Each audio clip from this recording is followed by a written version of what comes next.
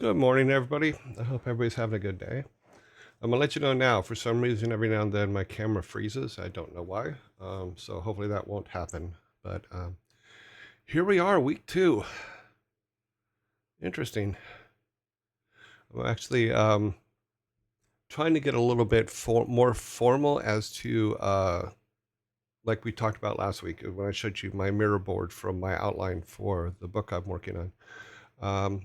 I'm gonna start using that as a common thread throughout all the shows so that we will talk through literally 24 years of stuff in regards to the games that we're going to talk about and stuff like that. And there are a lot of stories.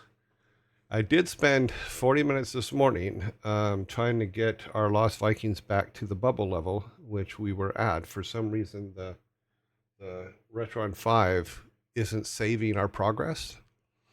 So, and it won't let me go and enter the codes at the beginning. So I don't know what the deal is. I don't know. But needless to say, it's driving me nuts. But we will get there. Okay, let's take a quick look to see if there's anything pending up here yet, because everybody's just kind of coming in. No, okay. So let's start with the shirt. Today's shirt is, or what if, and hear me out, no, that's today's shirt.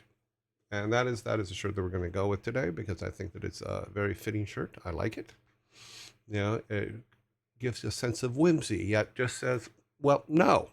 Okay, so here we are. The movie of the day, let's move on to that one. Today's movie is Time After Time. H.G. Wells pursues Jack the Ripper to the 20th century when the serial murderer uses the future writer's time machine to escape his time period. This movie was released in 1979 and had a huge effect on me at the time. Now, as of this morning, when I was looking up different things, apparently they remade it in 2017, but I looked at the trailer for it and I'm just like, oh my God, please don't do that. I will go and find the movie and watch it, the new one. But for right now, this is my favorite Time After Time series. It's got Malcolm McDowell in it and some cool people. Another thing I've decided to change is on the Discord board site for the webs for the movies that we put together. I'm actually going to put a link to the trailer for that movie from that time if I can find it. So I'd still have to. I did find the trailer for Big Trouble in Little China and the trailer for Yojimbo, but I have to figure out how to edit past posts and see if I can do that and add those links. But I think adding the links to the trailer would help out because I just think it's a cool thing to do. Another thing I wanted to do is introduce you to the cat. So you can see her there. Some people see her, some people don't. But I believe I put her in here. So this is Rocky. She's adorable as hell, but she's as skittish. She was as skittish as hell as also. I remember my kids always, when they were little, when Thor and his brother were little, they would have Rocky sightings, what they called, because you would never see this cat. This cat would only come out when I was around. But during the day, she would hide everywhere, all the time. She would hide from the kids. She'd hide from my girlfriend at the time. She just loved it. Unfortunately, though, not early last year, she died when I was in the UK, living in the UK, and that the other cat, which you don't see in here because he was too tiny. This is Bean. If you ever can get yourself a lynx pointer like these cats are amazing. They're very affectionate. They're very talkative. Like they'll talk to you. In fact, I have a video somewhere of me and him having a conversation about what he wanted for dinner. It was it's really cute. So sorry, like cute things sometimes, just the way I am. And then my cat to end all cats, and Thor will contest to this is Jack.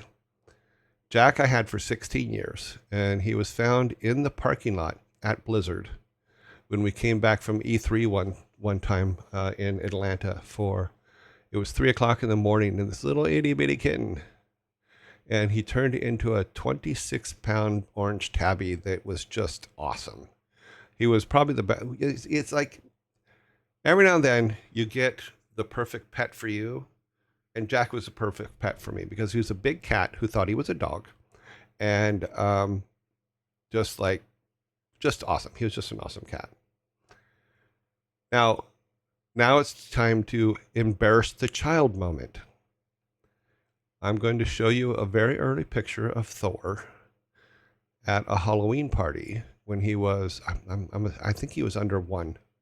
So here is Thor and me. This is me on the left, of course, Thor on the right. And that's him dressed as a little clown at a Halloween party. But that's how cute, see how cute he is. Look how cute Thor is. Look how cute he is. He's so cute. Cute. Of course, he's not that cute anymore, but that's okay. All right. Let's go to the daily day stuff. Okay. I'm a proud dad. Proud dads have to embarrass their children. That's what we do. We're good at it. We're really good at it. It's like the old saying, how can your mom press all your buttons? Because she put them there. Yeah. How can dad always embarrass you? Because we know it embarrasses you and we use it to our advantage.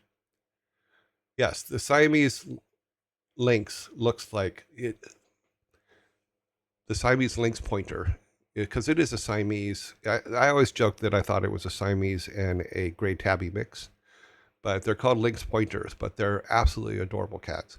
And surprisingly enough, and this cracks me up, and this person brings up the point too, they all look exactly alike.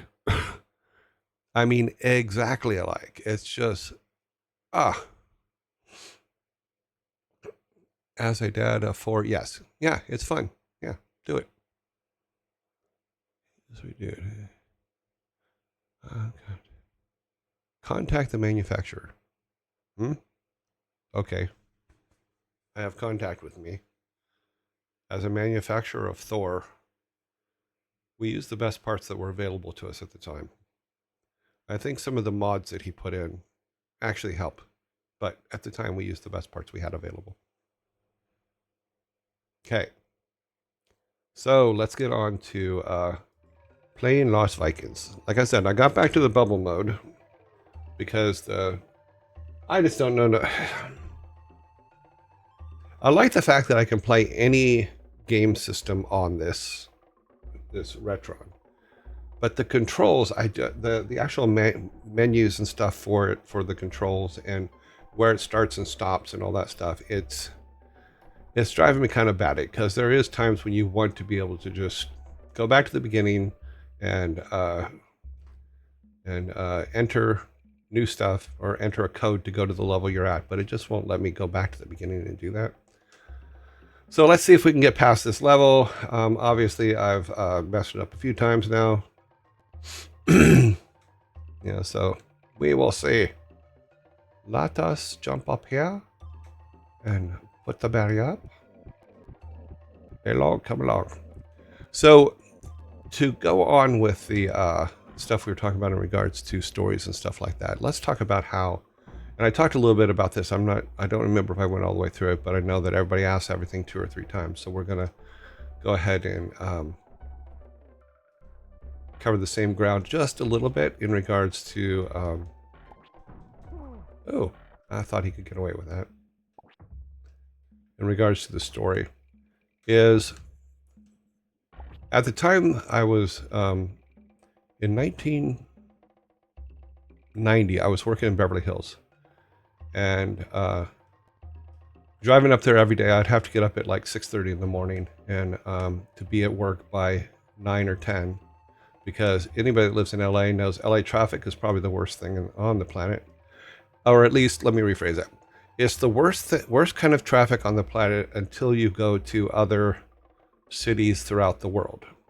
Because the most entertaining worst traffic I ever watched was actually in Seoul, Korea, when we announced StarCraft 2. I didn't watch TV while I was there, but what I did watch is my window in my hotel was pointed out at one of the main intersections in Seoul, and I watched traffic. And my problem was I was trying to figure out the rules, and I couldn't figure out all the rules of traffic in Korea, because a couple people literally drove up on the sidewalk to go around traffic. And that was interesting. I was just fascinated by that. Okay, here comes the hard parts. Now let's see if we can get Olaf across first. Do some bubble busting. God, I make the same mistake with him every time. We know that we can get Eric across, but let's... Okay. We did get them both across, but until we can get Olaf across, it's not going to work. So we're going to do it again. Hey, do you still work at Jagex? No, I do not still work at Jagex. I left Jagex about a year ago, and been just kind of bumming around doing some stuff. But yeah, Jagex, I left a year ago. In all honesty, I accomplished everything I wanted to accomplish there. I got there. The team that I had was absolutely amazing.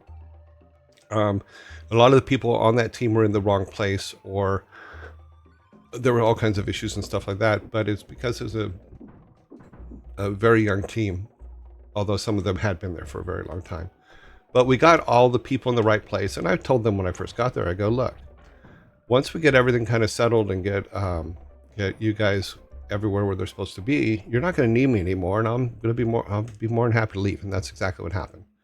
Is the team, I took a team that needed me when I got there and turned them into a team that didn't need me, and then I left because that's the right thing to do. But like Matt and Nikki and all them are absolutely amazing, and I don't think that they fully got all the credit for all the things that all the greatness that they actually hold. Before, and I think that they are. I think now that the credit is going to the right people, everybody is in the right place, and I'm really very proud of what I was able to accomplish with them there. And we made some cool stuff while we're at it. So, and the leadership of the team is, like I said, right now you could not ask for a better leadership for that team.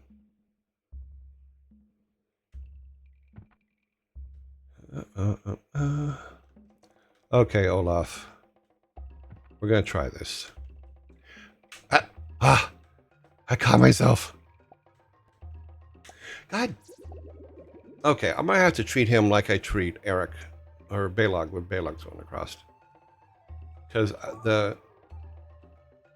his shield is just causing problems because he's moving in slow motion. Really love RuneScape. It's such a good MMO been played. Yeah, RuneScape's one of the oldest MMO RPGs out there. You know, and I think that the brothers who started it had a good idea there. Now, I did try years ago. I tried playing it, but it just wasn't my kind of game. This was way back, like 2012, right in that area somewhere. You know, but because I think I was playing Borderlands 2 or 3, probably 2. I like Borderlands 2, and if you ever play Borderlands, what I think is one of the best DLCs out there is the Tiny Tina DLC for Borderlands. Oh my God, her D&D game is like completely on spot. I really, really liked that. I really, really liked it. It was a lot of fun. Is he going to be able to? Nope. Ah! Okay, so now I know. I need to make it at least 3 bubbles in. And then he can float. Go all the way to the top and float across. So like I was saying, though. Oh, God, I got off track. God. See how the brain works? Yay! So I was working in Beverly Hills. And as I was saying before, I was working for a company called Slade, for Stephanie Slade and John Peterson. They own the company, and we were doing TV stuff. So that's where I learned how to like use the Quantel paint box and the Harry editing system at over by Gower Studios and stuff like that. Because this was way before Photoshop and After Effects and all that stuff. It was basically all that stuff in a box, but it was a big computer box, And it was, I think they paid probably about $500 an hour to be able to use this equipment. But it was a lot of fun, a lot of learning. But we would take the stuff on the computer, we would then go to the Quantel paint box and convert that into D1 videotape. And then that D1 videotape, we would then go, because it would have an alpha, would then go to the TV station. The TV station would then use it to cut into the shows that they were doing. So we did the Comedy Club Network, we did Pair of Jokers, we did the American Teacher Awards for Disney, the graphics for it, you know. And when I say we, it's because I was a small part of a big team, because it was only my second job in the industry, and it was a lot of learning, a lot of fun, you know. Okay, we're gonna try Olaf here again. He should be able to just drop onto that one. Now we want to drop onto that one.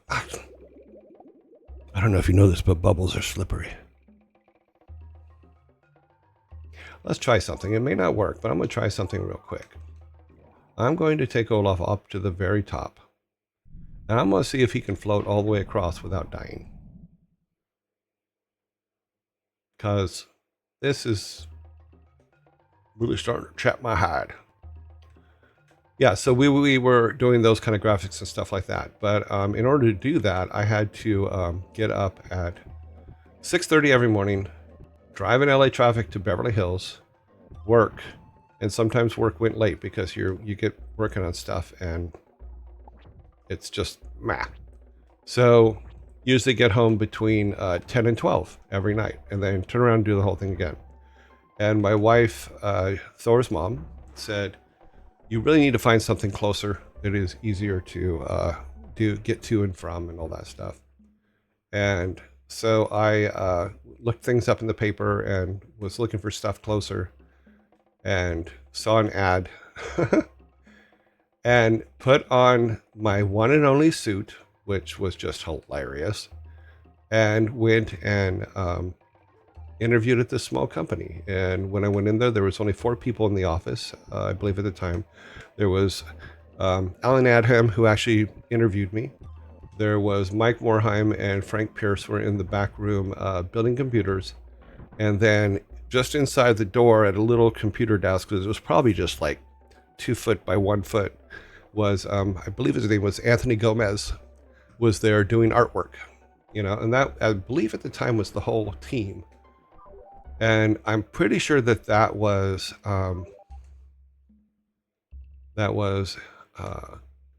in February, because they opened their doors on February 8th for Silicon and Synapse.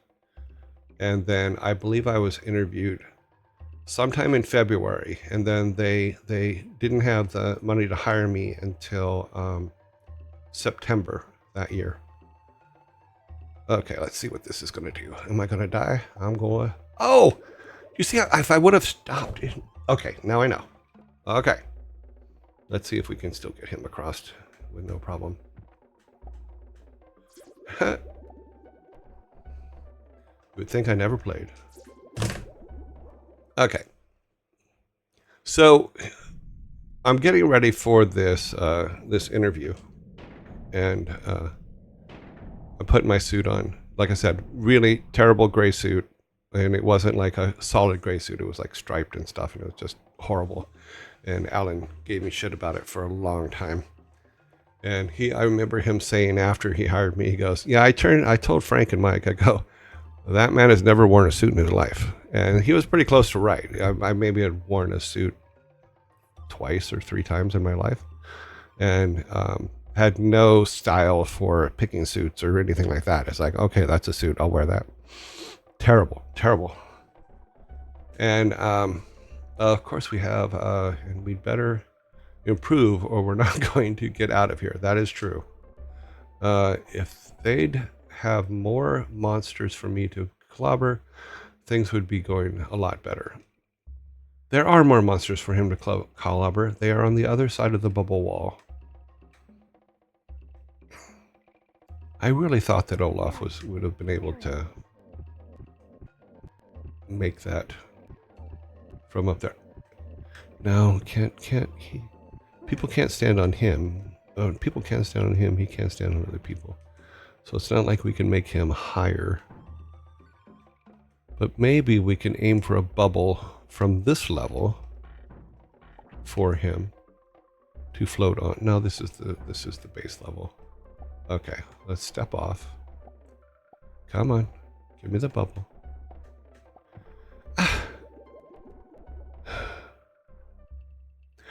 This is either going to be a very long thing, or I'm going to have to learn how to pass this thing in the in my off time. We just forget everything else. We just worry about getting Olaf across.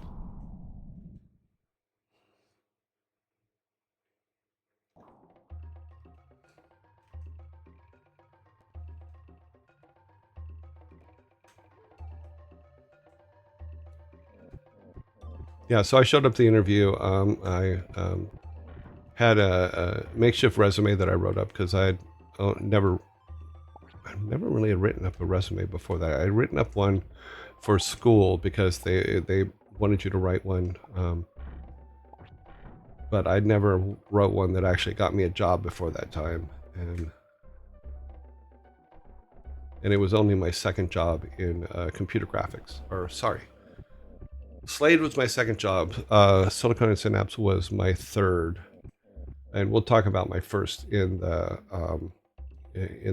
coming months, or the coming shows. But it was, let's just say that everything that could go wrong in your first job went wrong in this job, and it to this day is still just one of those things that I'm just like mentally messed up about, because I really wanted my first job in this to work, because like I said, I was a plumber before this. So we did the interview. I left and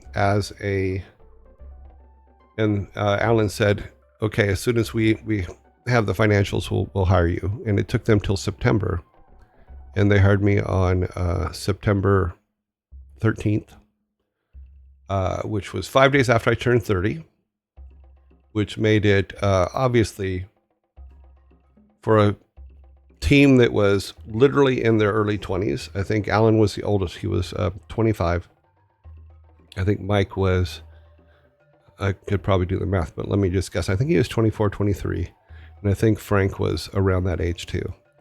But because I was 30, it threw the average age of the company off. So when Alan went and said, we're a young team, the average age is 22 or something like that, I messed that all up because I was 30. It also just meant that I was the old man sitting in the corner, but that was okay too. But I was hired on a 5-week contract to build the cars for rock and roll racing. And so that's what I was doing. And the first one I built was a Jeep, and it was terrible. Oh my God. And what I mean by built, I mean, it was early 3D. So I built all the models for them. I put them together in this Macintosh 3D program. And I still can't remember the name, but it was something like Sphere or something like that. But I built the first car, which was a Jeep, and I even remember to this day the mistakes that I made on it. Is I put the center pivot point in the wrong place. It was too far forward, so the Jeep never moved up and down right or turned right. But lucky for me, the Jeep company refused to let us license the Jeep image, so the Jeep never got in the game. Which kind of works too, because you couldn't put, we didn't have people in the cars, and all the other cars were covered, so you couldn't see the people in them. But if you had the Jeep, you would have had to put a person body in there, and we just didn't. And I messed that one up completely. But what was cool was Mike and Alan and them went out and bought me all kinds of toy trucks, toy cars, all kinds of stuff, and then to inspire me to make cool cars. So I just started building cars. And then putting base colors on them and making them rotate correctly, having the correct center of gravity in the center of the car underneath so that it went up and down correctly and turned correctly. And then started building those and pumping those out. In the middle of that, we went to, while we were doing that, we went to a CES in Las Vegas. And I think we stayed at the Motel 6. Yeah, I think it was the Motel 6. And it was like literally 10 people per room or something like that. So it was like it was a lot of fun, but we had to do it on the cheap because the company had no money. We just didn't have money, for all the niceties and stuff like that. But on that trip, I remember Ron Miller saying that he was talking to somebody, or that he was looking at how the sunlight hit the cars on the highway and stuff like that. So I was listening to what he was saying, and then he was talking to somebody else. But one of the things about being the oldest one there, nobody expects you to talk a lot, and I don't talk a lot, but I do listen. So what he was talking about, I can't, because he was talking about how the light reflected off the cars and stuff like that. So I started looking at that, and then came back and started doing the paint overs on the cars, because I would build the cars in 3D, then I would take them into D-Paint Animator, and then I would paint over them so that they looked like cars that fit inside a Super Nintendo game. And I probably should start playing again. Okay, we're going to try this one again, but we're going to see if we can stop on a bubble somewhere. Let's stop on bubbles, and then float again. Stop on bubbles. I think we've made it. I think we've done it. Olaf has left the building. Of course, now the hard part again. Now, one of these guys is going to die, simply because it's just the way life works. We're going to go very slowly with them. Okay, give me that second bubble. God damn it. So as I was saying, I came back and started doing the paint overs for the cars, because we wanted them to look like they belonged in the Super Nintendo color scheme and stuff.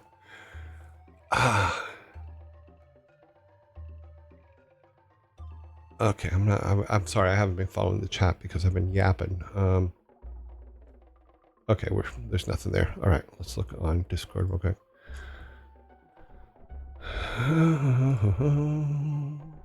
Happy Monday. Okay, we're all good. So, working on the cars, and then at the same time, the company was also like interviewing other artists and interviewing things, because they had other projects that were coming up, and so I remember once that Sam and I were in the back room. We're working on the monsters for Lost Vikings. So Sam would be drawing them, I would animate them, and teaching Sam to animate and stuff like that. And it was a lot of fun.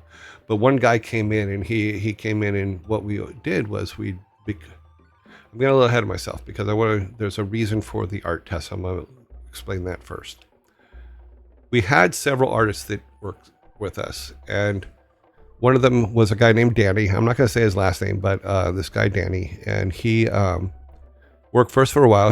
He was a good artist. I remember one time, because we used to go like once a month, the whole company, when I say the whole company, all 5 or 10 of us would go to the movies. And I remember one time we all went to the movies, we went to lunch, we all got back to the office, and then we realized nobody brought Danny back from the movies. So we actually left Danny at the movies, which I thought was we thought it was hilarious at the time, but because everybody thought, because we went in several cars, everybody thought he was in one of the other cars.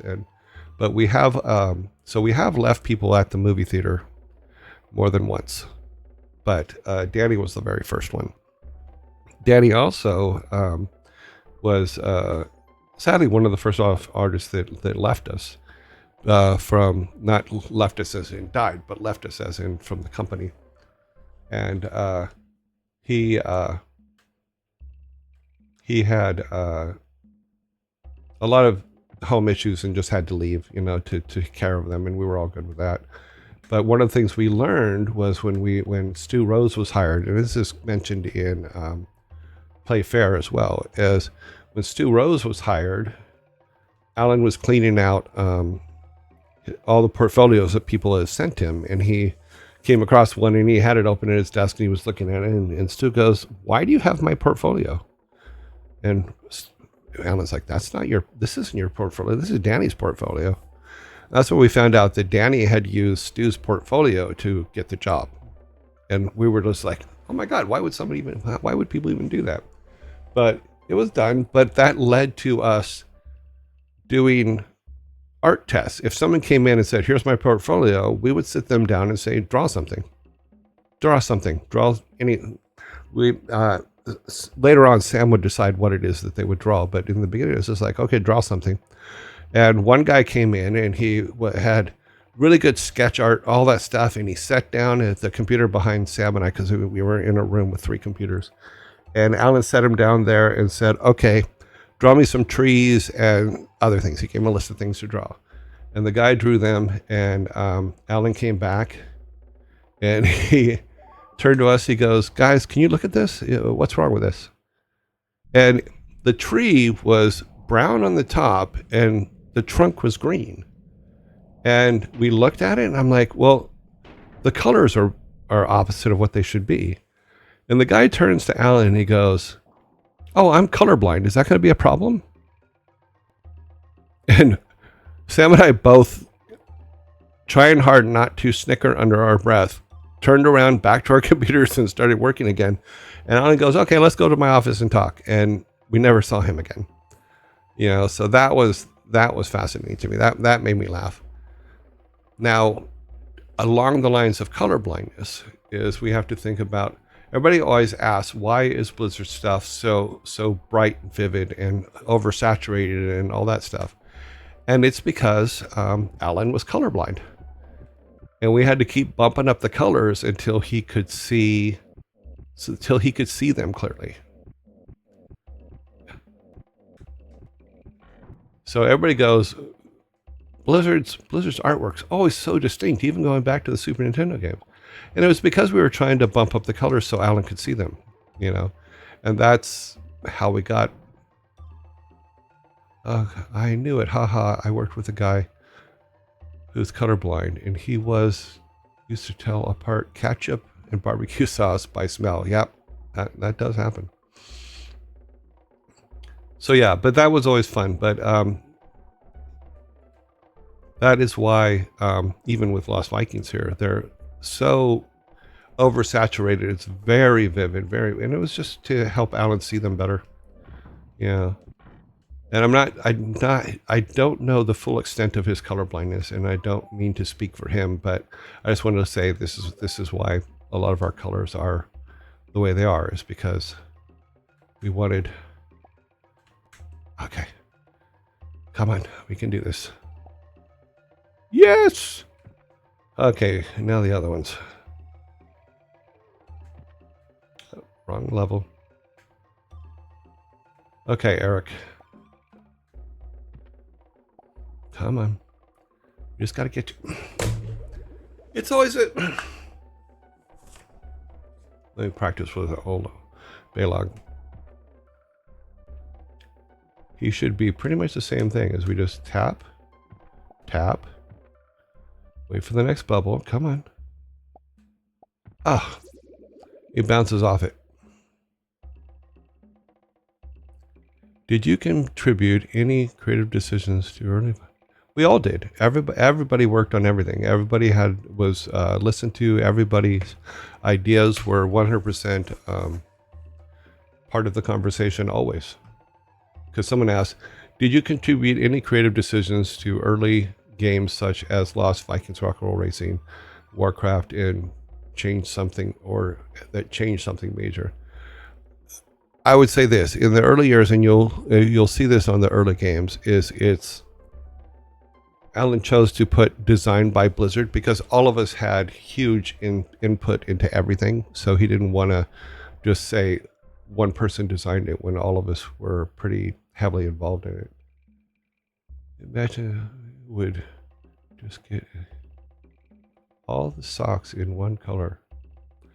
Well, as a person who has all their socks in one color, so I don't have to worry about matching them, I'm all for that, but I am not colorblind. Another thing we had, I can talk about that when we get to rock and roll racing, but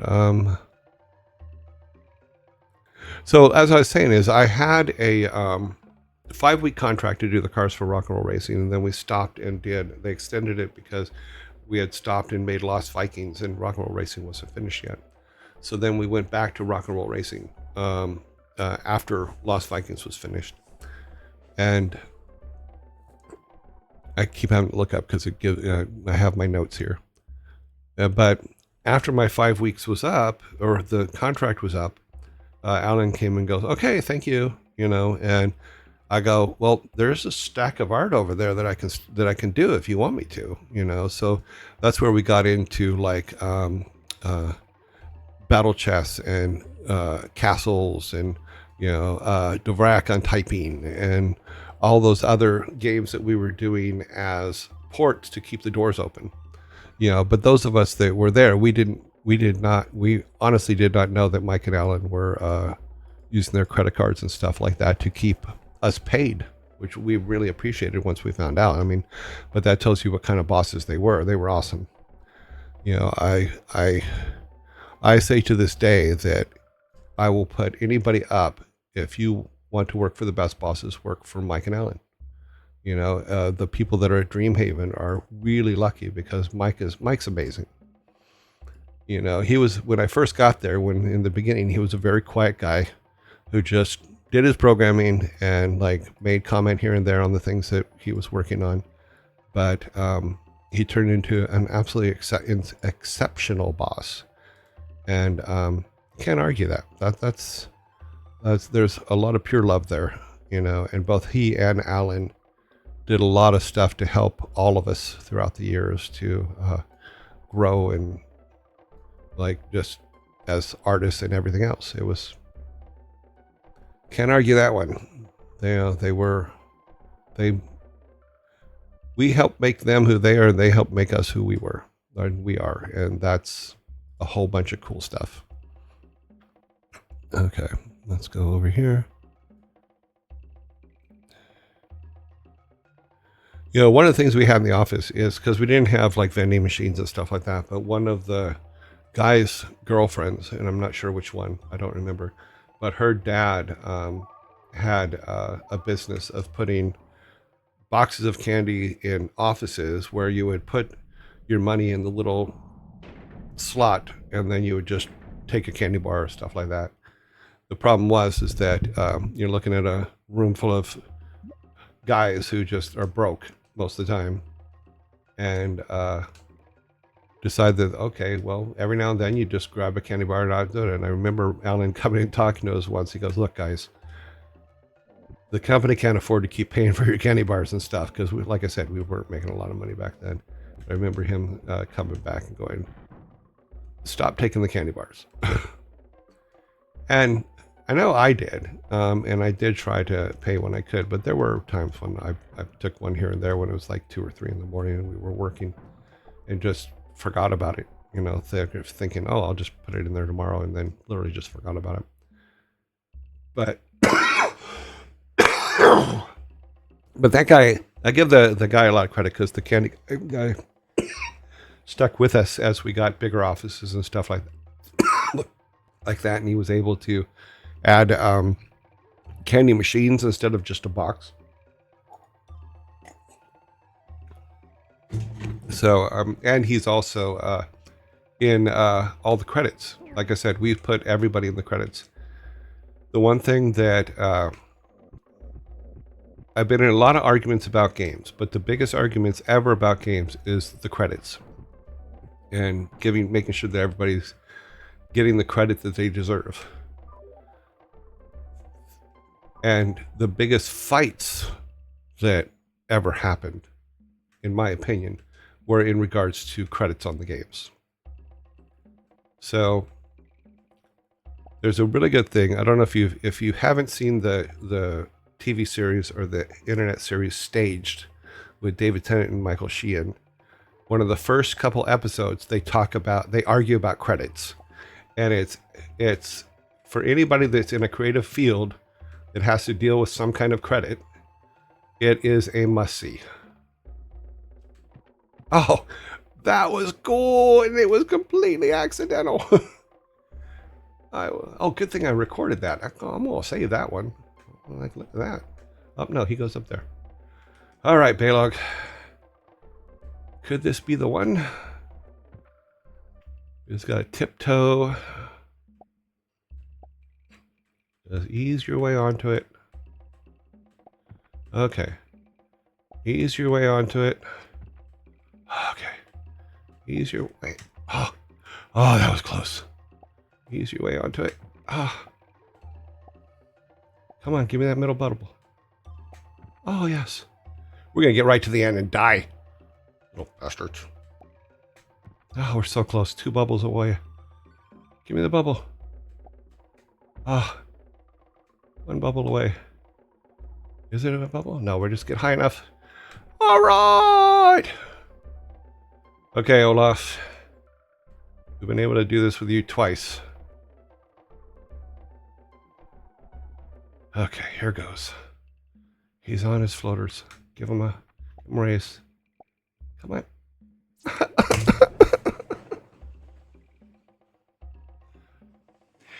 And I know it's because I'm getting completely impatient. I know that that's why I got the other 2 across. Can you play Rock and Roll Racing? Play the heck out of that game when I was a kid. Yeah, I'm going to be playing Rock and Roll Racing next. We will. That's awesome. The candy box guy in the credits. Yeah, well, we put everybody in the credits. That's why everybody goes, well, why are the game credits so long? It's because everybody's in there. Everybody that was involved. Because here's the way I looked at it. I think this is how the company looked at it. But here's the way I looked at it. Is we as creators, yes, absolutely do the creating, the developing, all that stuff, the programming. We as creators, we do all that. However, we would not be able to do that without the support of family, friends, cleaning people, the person that like wipes off your desk when you're not there, all those kind of things. So we always just put everybody in there because we thought it was because they're as important as the developers themselves. And a lot of people forget about that or they treat them poorly. We never wanted to treat them poorly. We did make up for the candy box stuff, so don't worry about that. We did cover him, but we didn't want to. We felt that they were just as important for us to be able to do what we do as us doing it. So the support is a huge thing, and family as well. Family is another one. Is if you don't have support at home, going to work and doing what we do doesn't happen, and there is a lot of positives that come out of that for family and stuff like that, and a lot of thanks to them is always necessary because you forget sometimes because you get your day in day out stuff, and you get working on stuff.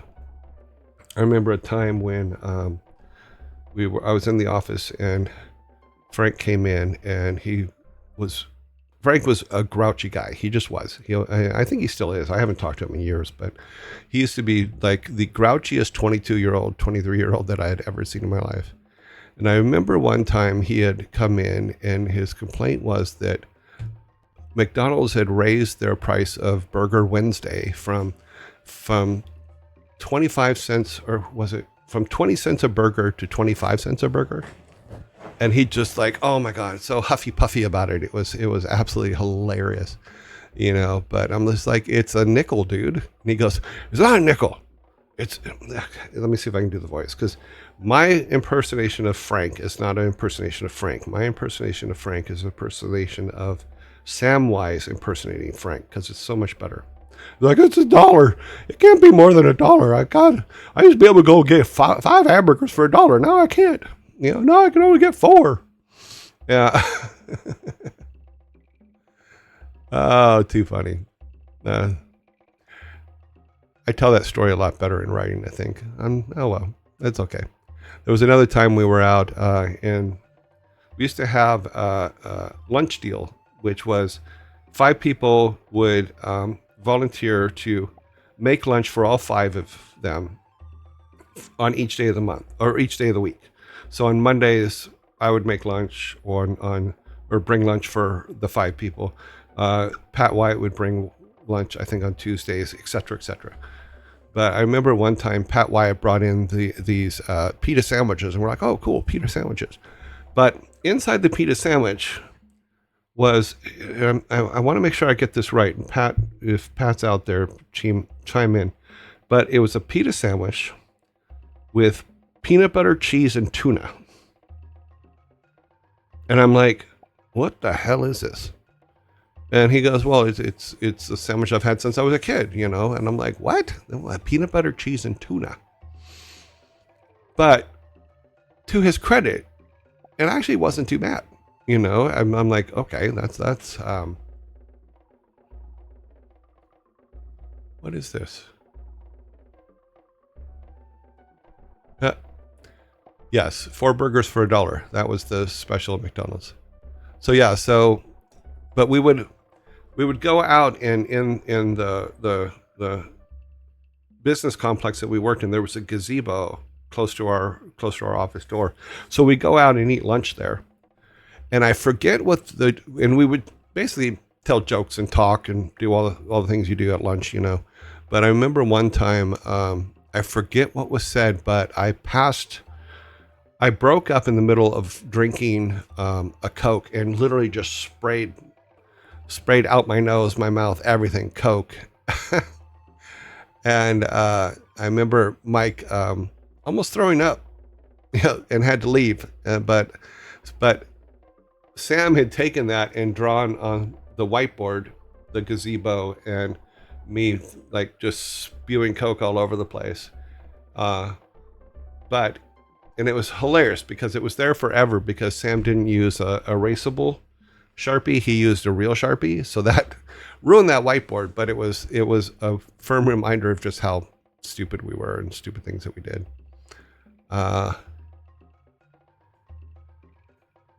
Okay. This level's really starting to piss me off. I got everybody across except for Olaf. Here, let's take a quick look as to what we can do after this.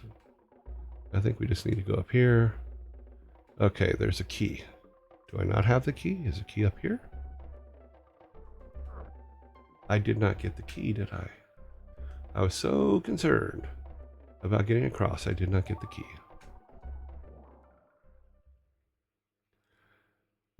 Yes, but we did not know that we did not know that you could get Sharpie off with rubbing alcohol in 1992. And leaving it up there was funnier.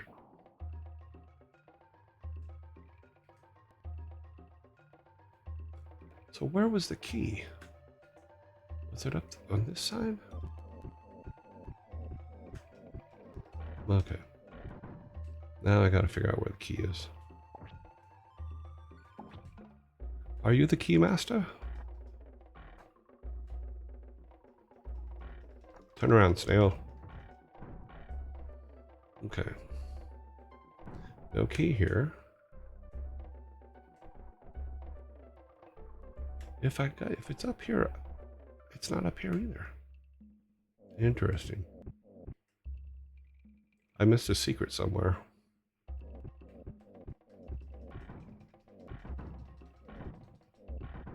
Okay, so there's the shield. There's the tomato.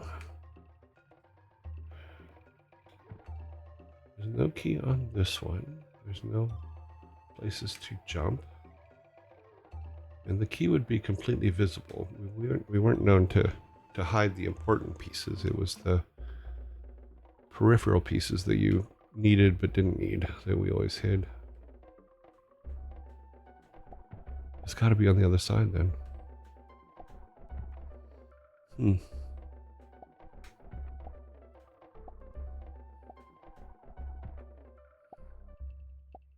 Come on, give me the bubble. Thank you.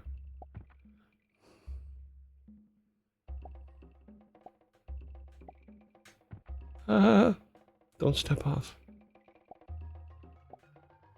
Ah, damn it. Okay, well, let's take Olaf over there and see if we can get him over there without dying.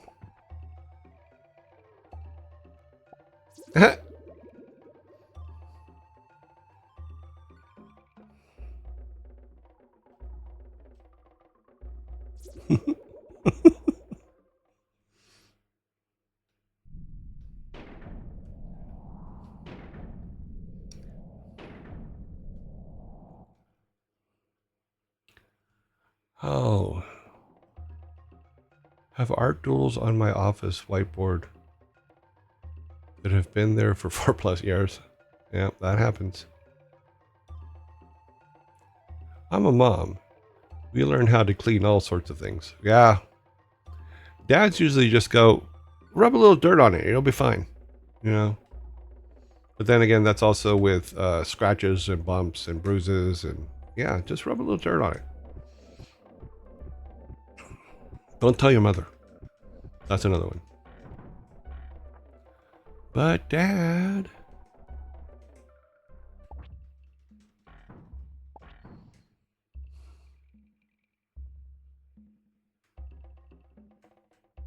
I'm going to end up an expert at the beginning of this level, which is this part here.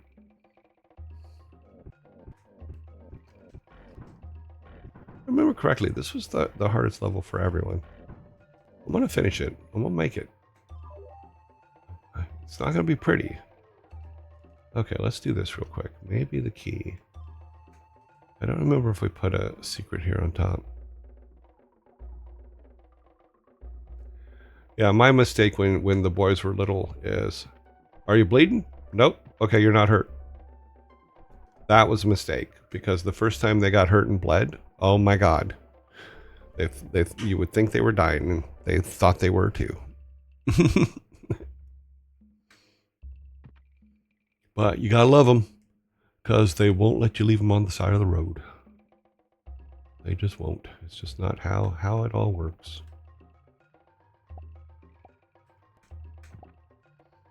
Come on, get all the way to the top. Woohoo!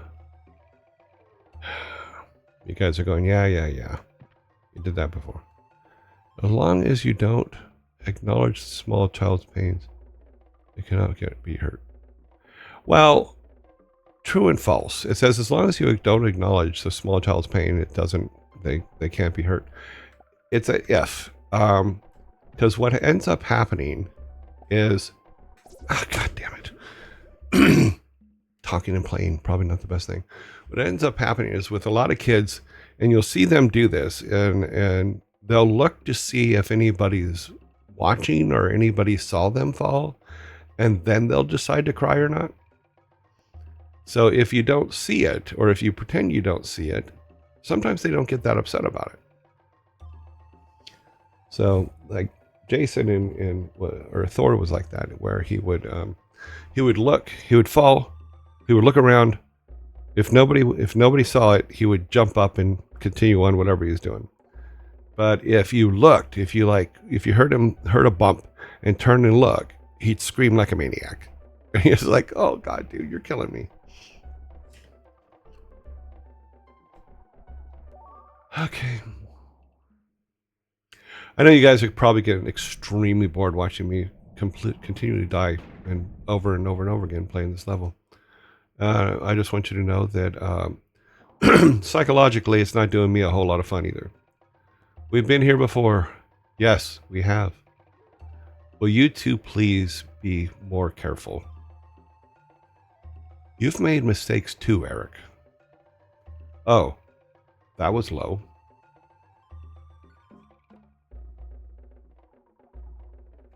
The very first pissed lines.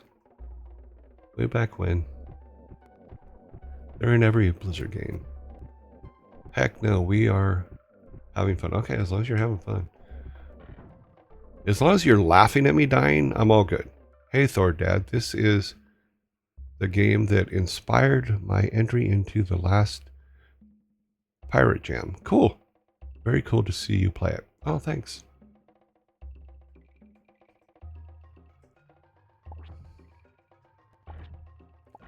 Yeah, one thing that I have noticed is when I first started playing, I hadn't, like I said, I haven't looked at this game for absolute 25, 30 years, something like that. And remembering where secrets are and stuff like that, as you're playing through the level, some of them come back to you, some of them don't. Like, I'm a little concerned because I'm not seeing the red key that's needed on the other side. And I'm not sure, I don't think that we missed any hiding places on this side. Let's take Olaf real quick. Let's put him over here. See if there's something up here I just don't remember anything being up here. Yeah, there's nothing up here. So we have to figure out where the red key is. But it's obviously over on the other side. We just have to get over there and get it. Okay, Olaf. We're getting you down, kind of. Enough to where you can float onto it. Is it up there? I don't think it'd be up there. I don't have it. There's nothing over here. There's no stompers. There's nothing down here. Where did I miss it? And that's in front, which means that there's no going behind it. Okay, let's come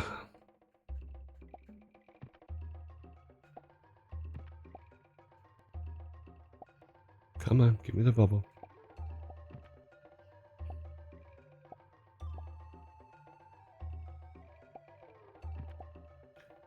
Is it, did I miss a bubble? No. Okay. Oh, jeez, that was close.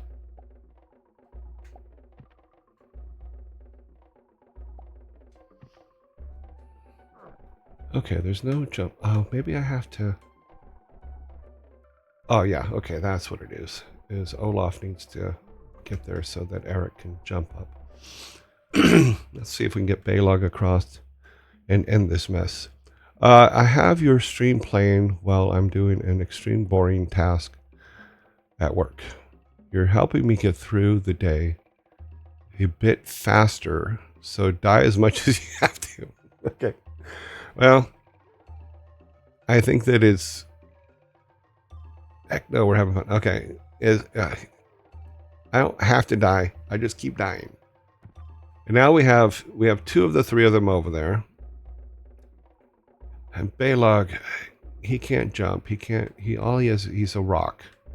So all he can do is fall. But the bubbles, for some reason, and I have yet to figure out, I don't remember them being slippery, but I think it's just that I'm overcorrecting for the walk forward and back. But I'm trying to concentrate here. We're getting close. I think 2 or 3 more bubbles in. God damn it. But let me check this theory here. If I'm thinking right, is one of these kind of things. Yeah, there's the red key. Okay, now we know where the red key is. Okay, let's go get Balog and try again. Okay, Dear Joy, I'm looking to create a retro style liner dungeon game, crawler game. Okay, basically different levels with changing enemies and floor bosses with big bosses. Okay, for games like this, is the combat mechanics be considered? Not really. In the old style games, like even Lost Vikings, it was more about the puzzles than the combat mechanics. I mean, yes, you give your guys 1 or 2 ways to fight. So, like in the case of Balog has his arrows, but he also has his sword. I just overuse his arrows. Whereas Eric can jump, but he can also bash things with his head. You know, so those are simple. It's like what kind of monsters are you going to encounter? What kind of talents does your person need? Like in the game that I'm designing, there are 9 skills he has to learn throughout the game in order to win the game. So what you do is you design your levels for, if he only has a sword, then the first section of levels in your game, he would only need his sword. But he would earn the right to use a bow and arrow at some point, and then you have range weapons as well as close-on weapons, and then the puzzles would adjust to that, etc., etc. But you would keep adding, as your levels go on, you would keep adding the new game mechanics that are needed for that level. So my way of looking at it is, what is the base, what for each level that he is, what weaponry or talents does he need? and then design the puzzles around those. And then everything that he's learned to a certain point, he has to use every one of them to take out the boss. It's basically how it used to be set up. Now you can do it all kinds of ways. But in the old days, like the old retro games, it was about taking all the skills that you've learned through while playing the game and getting and using that to eliminate the big boss at the end of each thing. And some of the big bosses, like there are games that I played, and I can't remember the names of them at this point, where I just gave up on them because I couldn't kill the big boss. You know, I'm just like, oh my God, this is never going to happen. Now, in the case of like puzzles like this and stuff like that, it's literally just, you just keep going until you figure out what the right combination is to get through them. And that's pretty much it. You know, for this, it's dexterity and control of the controls and stuff like that in order to jump from bubble to bubble, and it's not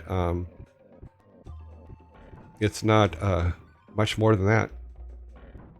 Okay, dungeon crawler, but dungeon crawlers are actually a lot of fun. I remember a game that I was playing before I started Blizzard or Silicon Synapse was Dungeon Master. And it was literally just a 2D, 3D. When I say 3D, it was just like you were just going through a maze of a dungeon and killing mushrooms and all kinds of other stuff. And it was a lot of fun. Yeah. But it never got harder than the weaponry and stuff and skill sets that you earned in the game. So I really like that game. But it also led me to think about, okay, because I was thinking, I went back a couple years ago and I'm going, okay, I could design, if I wanted to design a bunch of levels for a game, what would I do? Because we used to just draw them out, you know, but then I started looking at some of the tools for D&D.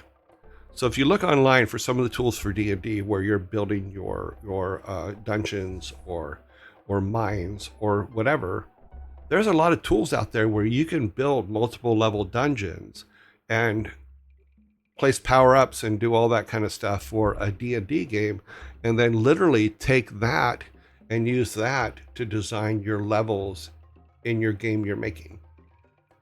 You know, and I thought that was a hugely useful tool. You know, so even some of the levels for the game I'm working on, I did that. I went, okay, well, let's try this out. If I needed a master cave where things happen and stuff like that, and I need 4 levels and all that stuff, it will give you the base layouts for it. And then you can take that onto a piece of graph paper and say, okay, make modifications here and there and stuff like that, and then do your monster placements, and then just take that graph paper and go into in the case of Game Maker Studio, go in there and then just draw out your levels and put them in, you know, and then test the hell out of them. Cute Thor. Yeah. He goes, 1 Baylog coming up. Actually, it's Sin R214 with Thor's face saying 1 Baylog coming up. I did forget to say, oh, mighty Thor, please return my guy to me. Missed it. That's right. We're just going to keep doing this. I'm going to then repeatedly punch myself in the face over and over and over again. Mighty Thor, please return Baylog to me. Oh, that's Olaf. Oh, screwed that up. Oh, one thing we need to look at. Where is... Okay. So we put up a survey in the general chat. And right now, we'll say the 1, 2, 3. We'll say the top 5. The top 5 names. Oh, actually, we'll do the top 6. Top 5 names are Death Rays for the names of you guys. Death Rays is 16% with 10 votes. Gnomes is 22% with 14 votes. JUVs, which is Joy Ray's Unwashed Villagers, is 16 with 10 votes. Vikings of Odin has 22 votes with 24%. Yearlings is 31 votes with 33.3 or 33% of the vote with 33%. Now, granted, we had to split this into two surveys because you can only put 10 items in a survey. But we have 5 days left for voting, and then we might have a short 2-day vote for anything for the top 5 from there. And then there's also one I found afterwards, but it's irrelevant if you guys want to use it or not. It's the Asatru, which is it's from mythology, and it's faith in the Asir, which is the gods of Asgard, which includes Odin. So that's who they are. But so I was curious as to looking up who actually follows Odin. No, Joy Riders. Oh, did I not put it in there?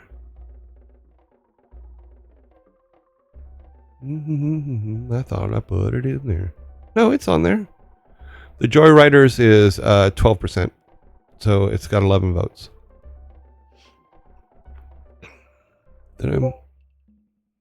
Yeah, it's not in the. It's just not in the top 5. I think it's all.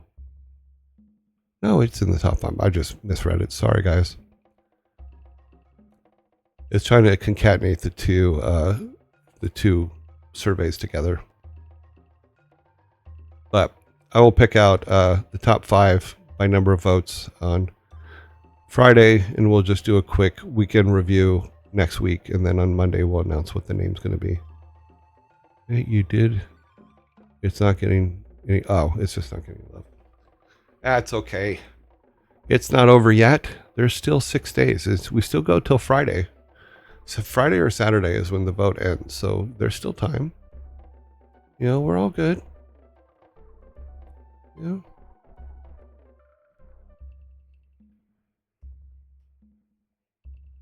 Doop-a-doop. Yeah, there's a lot of silliness. This is really starting to bug me. That's right. I just got Olaf. Everybody's gonna die.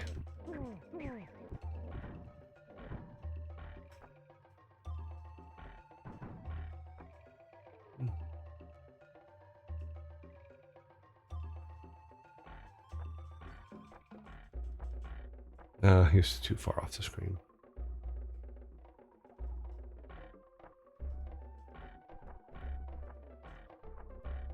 Oh, not high enough. Okay.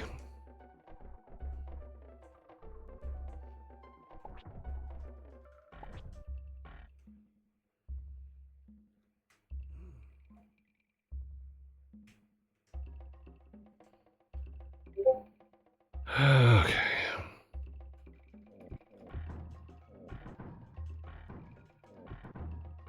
Okay, Olaf, you get the shield. Take it. Balog, you get the apple or the tomato, whatever it is. Eat it. Olaf, you're first.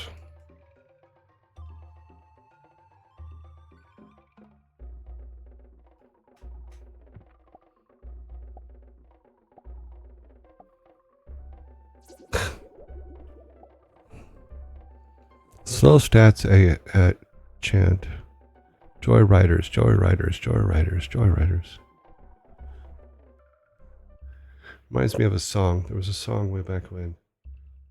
Star Riders, Riders, take me to the stars. God, I forget what. I'll have to look that song up. It's a 70s song. But we can do Joy Riders, Riders.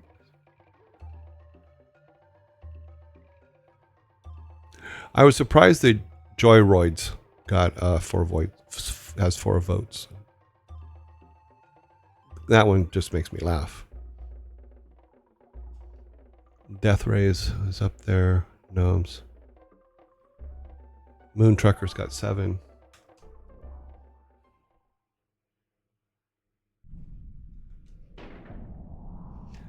Yeah, we were playing Cranium last night, and one of the questions was, what are the names of Frank Zappa's children? And it made me laugh. Because my girlfriend's daughters had no idea who Frank Zappa was. that made me laugh even harder.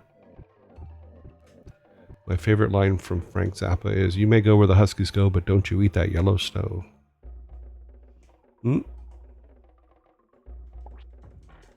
And just for the record, his children's names are Ahmed, Dweezil, and Moon. His daughter's name is Moon. And his daughter had a hit song called Valley Girl years and years and years ago.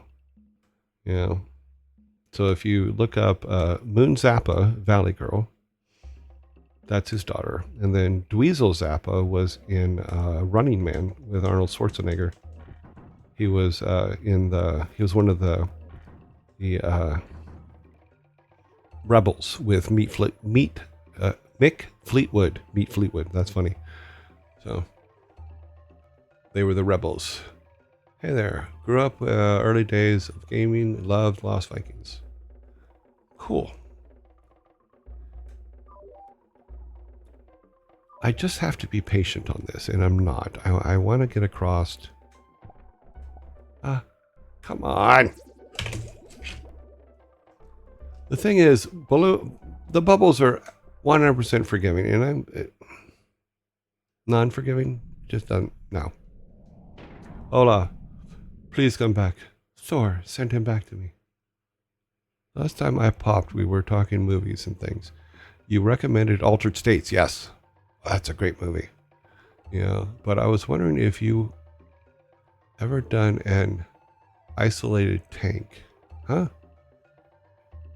But I was wondering if you've ever done an isolation tank. No, I have not.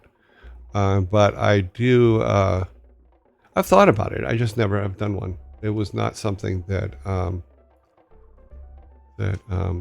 was ever available to me. Would you want to be seen with Vikings that have failed 15 times to get through? But in my day, Vikings were faced with much tougher levels, and we always got past them on the first try. Always? Do you doubt Thor? Now, go out there and find that exit. Apparently we've pissed off Thor. He's tired of bringing us back to life. And I wasn't looking. I was just pushing the button, so I didn't get the first part of the conversation. I don't remember what it was from my memory from 30 years ago. But Thor's pissed. These Vikings are failing miserably. But not their fault. Completely 100% my fault. I suck at this game. It's this specific level. You have 3 different characters you have to get across, and you have to get them across different ways. And they're not friendly about it, because the only other option is death. Now, if you could... no, we couldn't have done that. Oops.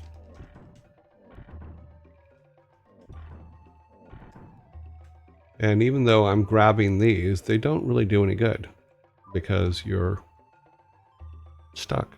Let's get Olaf over, or try.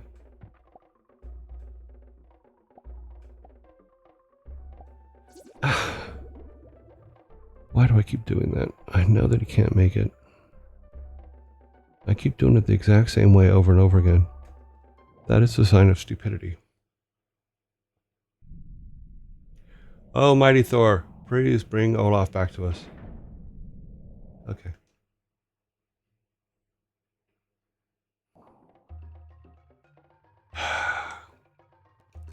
I have been trying to get past this level for an hour and 15 minutes. Now, I know it's not the level. I know it's 100% me, and I'm pretty much an idiot, but we will... By the time we do get it, then we'll be going, oh, okay, yeah. If you jump off the top, don't stop. Won't. No, it's not enough. We did the jump off the top. We did all that.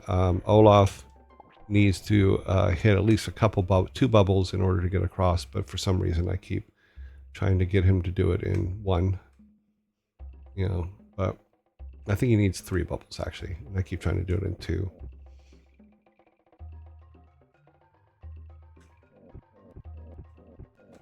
Nope.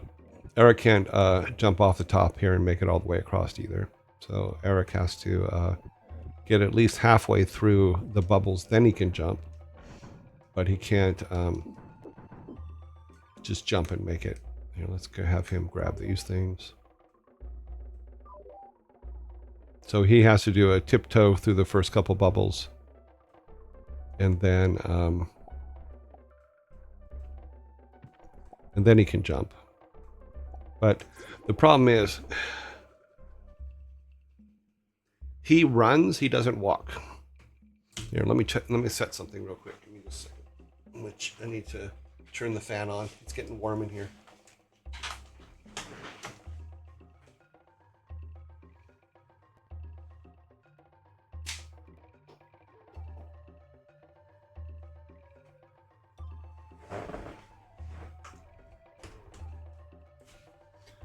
Okay, the fan is on. The fan is on me. I'm much happier now. Yeah, Olaf is the only one that can come up here on top and float, but he does need to stop a couple times because so he has to stop at least twice, and then when the bubble starts shaking, then he can make it the rest of the way over. So that's with Olaf. The problem is every now and then I don't do it right. I forget to make him stop for the second bubble. Or Balog has to walk, but because he doesn't run, he doesn't run past the bubble when he's falling for it. You can just kind of tap him into the next bubble. But Eric, because he literally sprints off the line, so to speak. Oh, shit. No, it's okay. We had to redo it anyway. Because he sprints off the line, he can overrun the next bubble as opposed to just tapping into it. Oh, mighty Thor, please bring Eric and Balog back. Thank you, almighty Thor. So yeah, it's a little bit tricky, obviously, and it's extremely annoying. And I can see a kid. Now, I don't think kids had trouble with this, and here's why. It's because back then, and we had a little bit of a talk about this before, is games were just harder. So you were used to this kind of stuff where something was hard to do and you just kept doing it until you got through it, you know? Or you were so well practiced that getting through it wasn't an issue. You just kind of go, okay, well, that's another puzzle. My problem is in my old age, I get excited about, oh, sorry, I should be shooting arrows. I get excited about making it, and then I overdo, and then I overdo again, and then I overdo again, and so on and so on. And then I tell two friends, and they tell two friends. Now, when this one starts shaking, I should be able to make it. Yep, okay, that's one. This is my next difficult one. So let's get him. He needs to get to at least the third bubble, and then I think he can jump to it. I'm pretty sure it's the third one. No, it's the fourth one, because the third one's pretty close. Come on.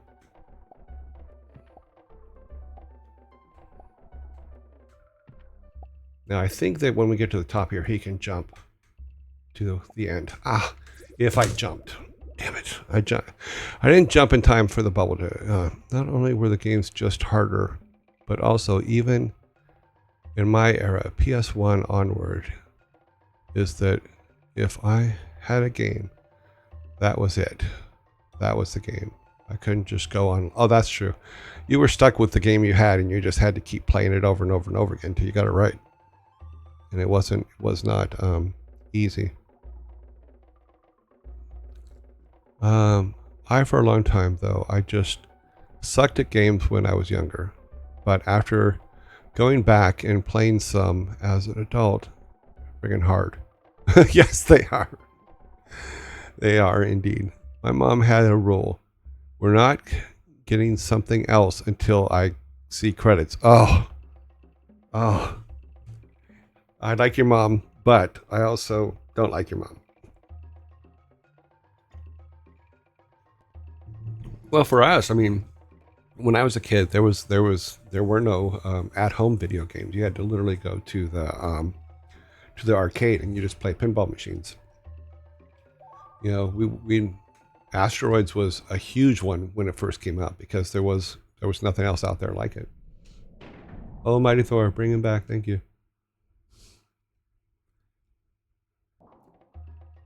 I have played this level 17 times and have not won or not got past it. I would completely understand if every one of you gave up on me. I am a loser. This is not the way I wanted this to be.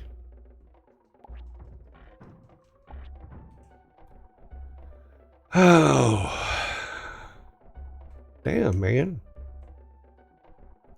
But by the same token,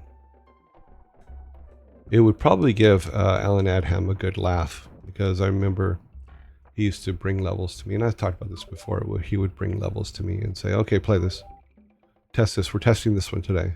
And I literally would just walk off the edge of a like this, walk off the edge of this and die. And he would just look at me like, what the hell's wrong with you? He may not remember it, but that's the way I remember it. That reminds me, all stories I tell are from my perspective. It may not be 100% true or accurate based on the perspectives of other people in the room at the time. Does that make sense? Hope so. Let's see if we can get Olaf across this time. Stop at that bubble. Come on. We missed it. Okay, number 18. Oh, Mighty Thor, please bring Olaf back to me. They may not be true, but they are entertaining. Okay, well, as long as I'm entertaining. Because the worst thing you could be is boring. Yeah. But my goal is to be as accurate to the things I remember as I can. I will never knowingly lie about something or give a false truth about something. And if I do, it's only to save the life of a small child. My first games were on an CP with a doggy tape loader. Dodgy tape loader. Yeah, my tape loader was for my Commodore 64. It would only fully load about 1 in 3 tries. Yeah, because the tape would stretch. So I spent a lot of time playing games to completion just because I didn't want to load again. Yeah, that's awesome. Well, people forget where video games came from. I mean, and what we had to do to get them way back in the beginning of time. Before that, it was like we had arcades, but the arcades were literally like pinball machines and skeet ball and things like that. And you would collect tickets and go and buy things with the tickets that you collected. Those still exist, but they're different because a lot of the games now are digital.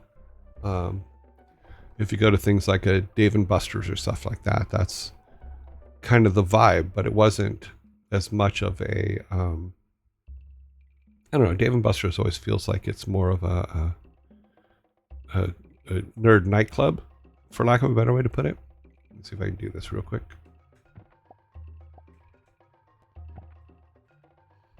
Bum, bum, bum, bum, bum. And here we go. Yep. Olaf is across. Eric, you seem to be the next one that's a big pain in the ass, so you're going next.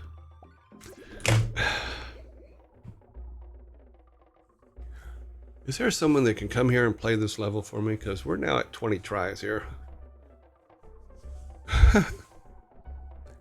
I have found how long to beat is usually slower.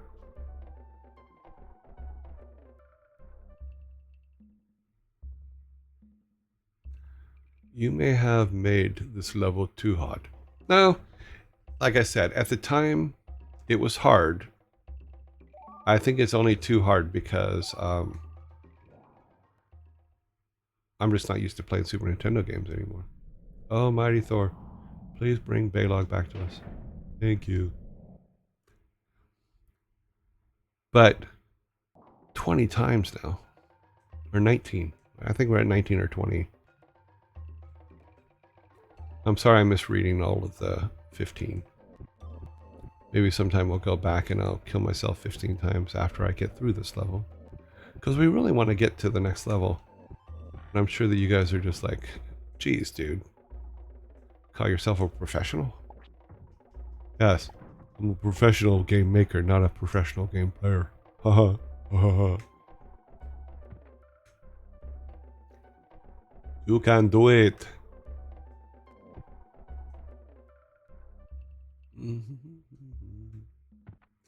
Sully, remember when I said I'd kill you last?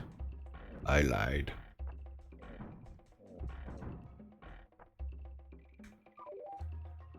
Eventually, one of the movies that I'll put up, just so you guys know, will be Warriors. If you haven't seen The Warriors, it's a really good movie. But maybe dated. I mean, some of the movies I'll put up are dated or were amazing in their time and may have thrown people off. Ah, damn it.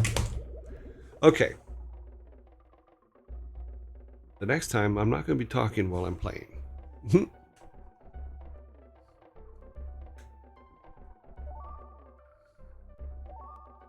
Yeah, but the guy that plays Sully in Commando is the same guy that says, Warriors, come out and play. But he was also in a movie called Dreamscape with, God, what was the guy's name? But it was like you could enter people's dreams and do stuff. If you haven't seen Dreamscape, it's really good. Was speed running a thing back in the day? No. Speed running wasn't, because you couldn't speed run games because games were like this, where there's one speed and that's it. You know, that came, I think, in the late 90s is when speed running started, or early 2000s, maybe late 90s. But this one was way early. This was like 1991, 92 is when we were making this. But I don't think you could speed run this game. If you could, you'd have to be really good at it. I'm sure there's somebody out there that plays this thing all the time and is just laughing at me, and that's okay.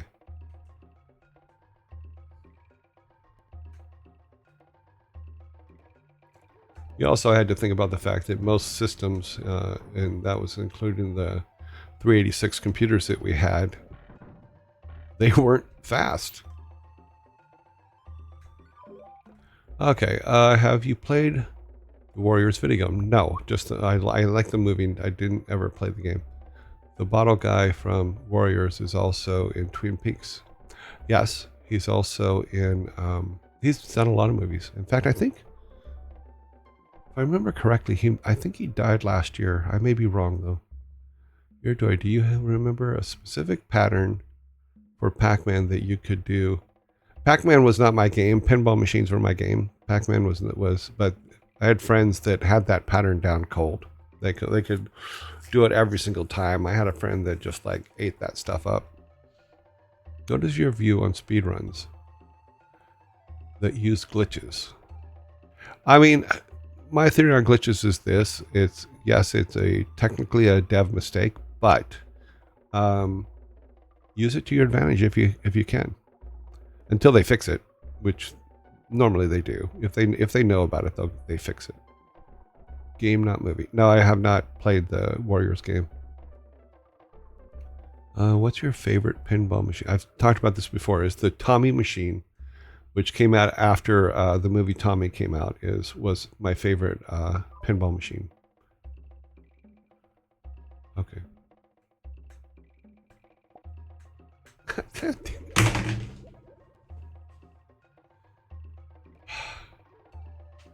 think we'll just talk for a while. Where are we at? We've been doing this for an hour and a half.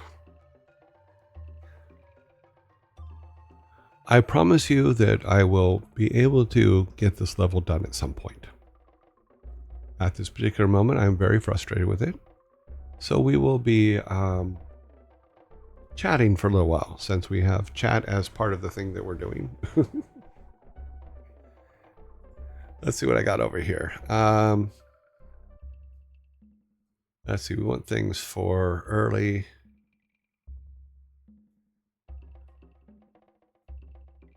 So I remember when Sam Weiss was hired in December. I was hired in September. Sam Weiss was actually, I believe, hired December the 1st um, in 1991.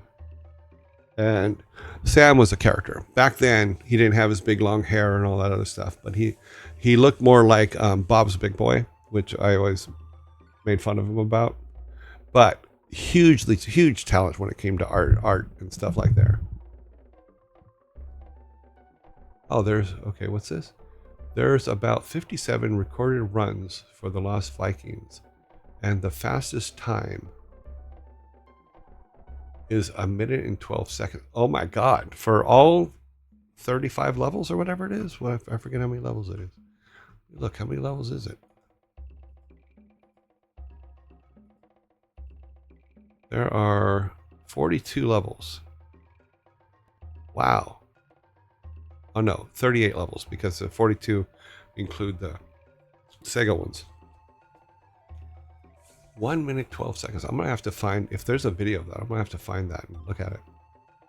I'd be very interested to see if they've sped it up. What's going to be the next game? The next one after this, we will. I'm trying to do them in order. So, like, I showed Rock and Roll Racing on Monday when we started last week, but I didn't play it because we had stopped Rock and Roll Racing to do Lost Vikings. So I will return to Rock and Roll Racing after and play through Rock and Roll Racing after this, which I think will be a lot more entertaining. And there's a lot of stories about it and stuff like that that I will cover. It's probably an any percent run, meaning they use glitches. Maybe, I don't know. I'll have to look at it, see how they did it. So I was trying to think of how you would speed it up. I mean, if you would have to probably take the game off the Super Nintendo chip and play it on a PC, but hard to say because I don't think you can speed it up on the actual game console. So yeah, the next game will be Rock and Roll Racing. Maybe.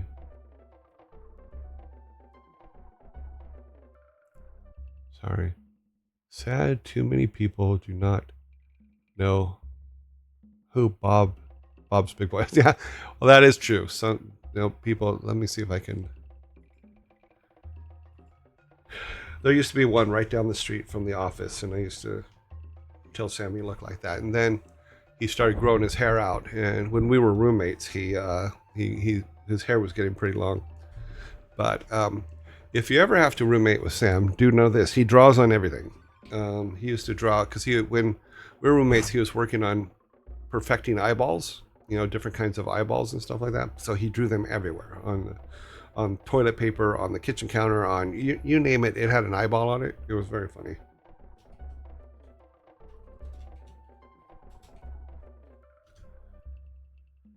Okay, Bob's Big Boy, home of the big boy.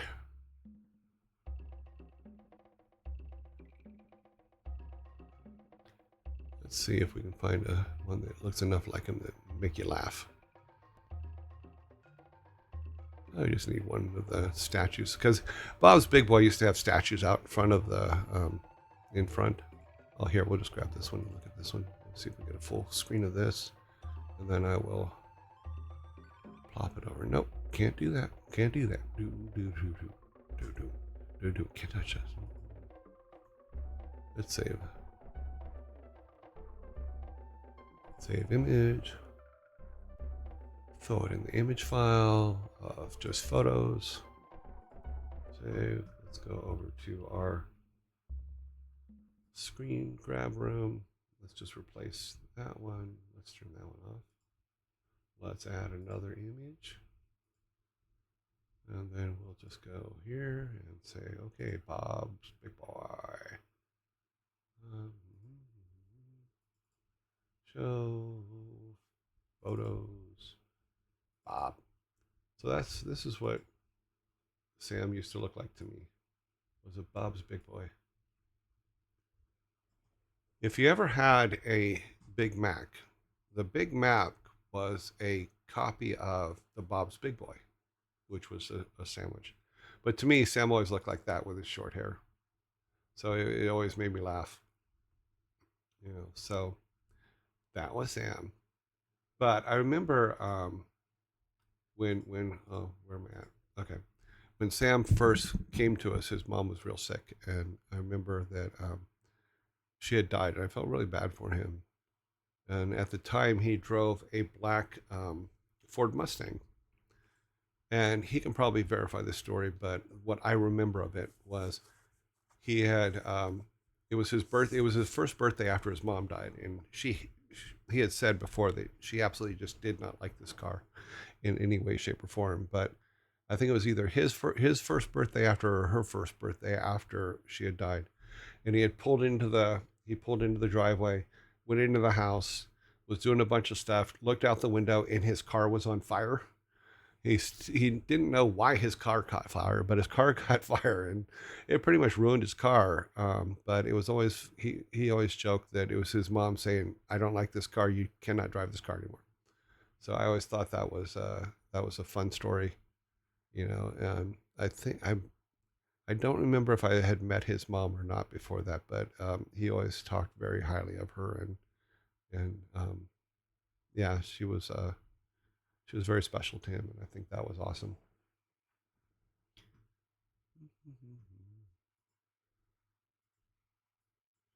Where are we at over here now? Okay, but I always laughed that your mom killed your car. Yeah, Silicon Synapse, Mike and Ellen. We talked about Mike and Ellen already, using their credit cards to keep the doors open and maxing them out, um, to be able to put enough money in the bank to cover the bills. Yeah.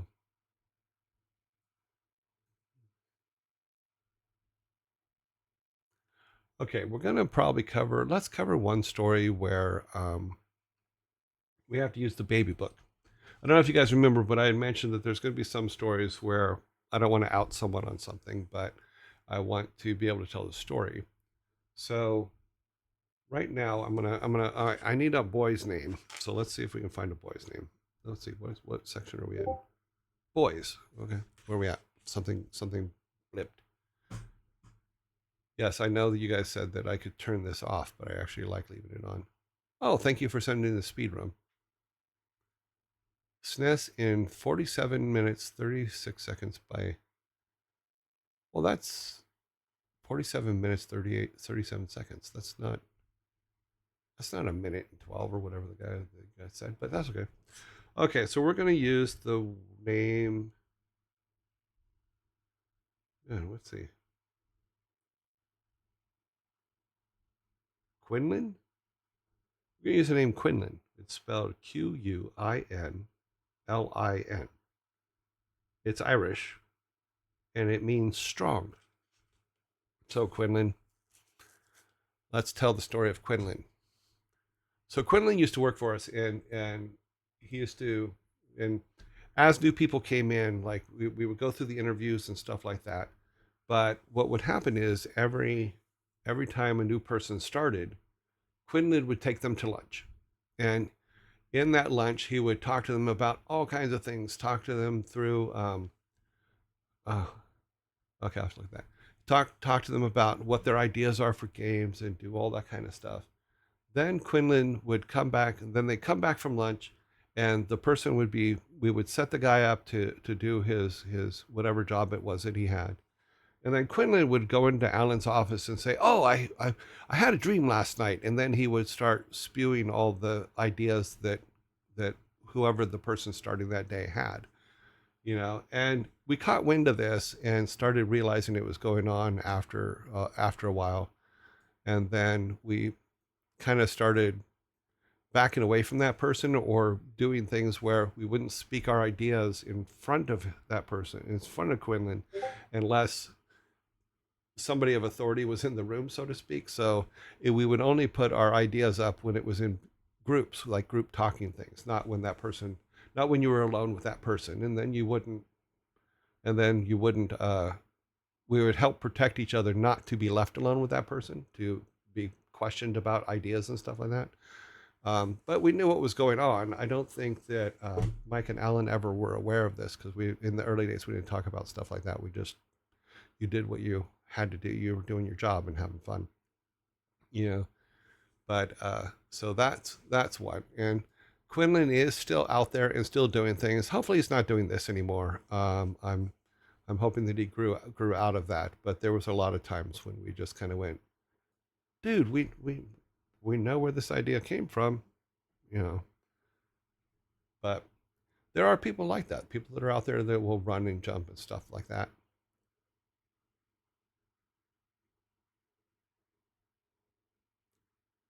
Oh, there's some things on here that there's some notes on here that I don't even remember. You know, another thing is like when we went to shows and things like that. No, I will say that one for later. Up, up, up, up, up, up, up, up. I already talked. I already talked about Jeff and Bob and the Diet Coke.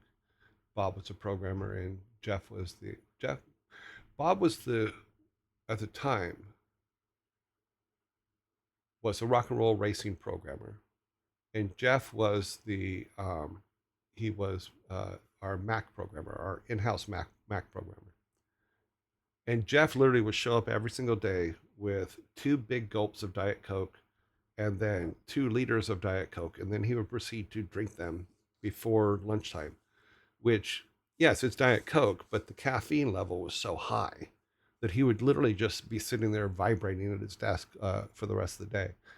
But Bob used to like to come up behind him and scare the crap out of him, just like Jeff, just Jeff as he's like walking past the office door or just sneaking up behind him and saying it, and Jeff would just jump out of his skin. uh, Not bringing in people like Bobby would be. Yeah, I know, and we'll get to Bobby stories later. Meaning, not and the Bob I'm talking about here is not Bobby, but Bobby is what it is.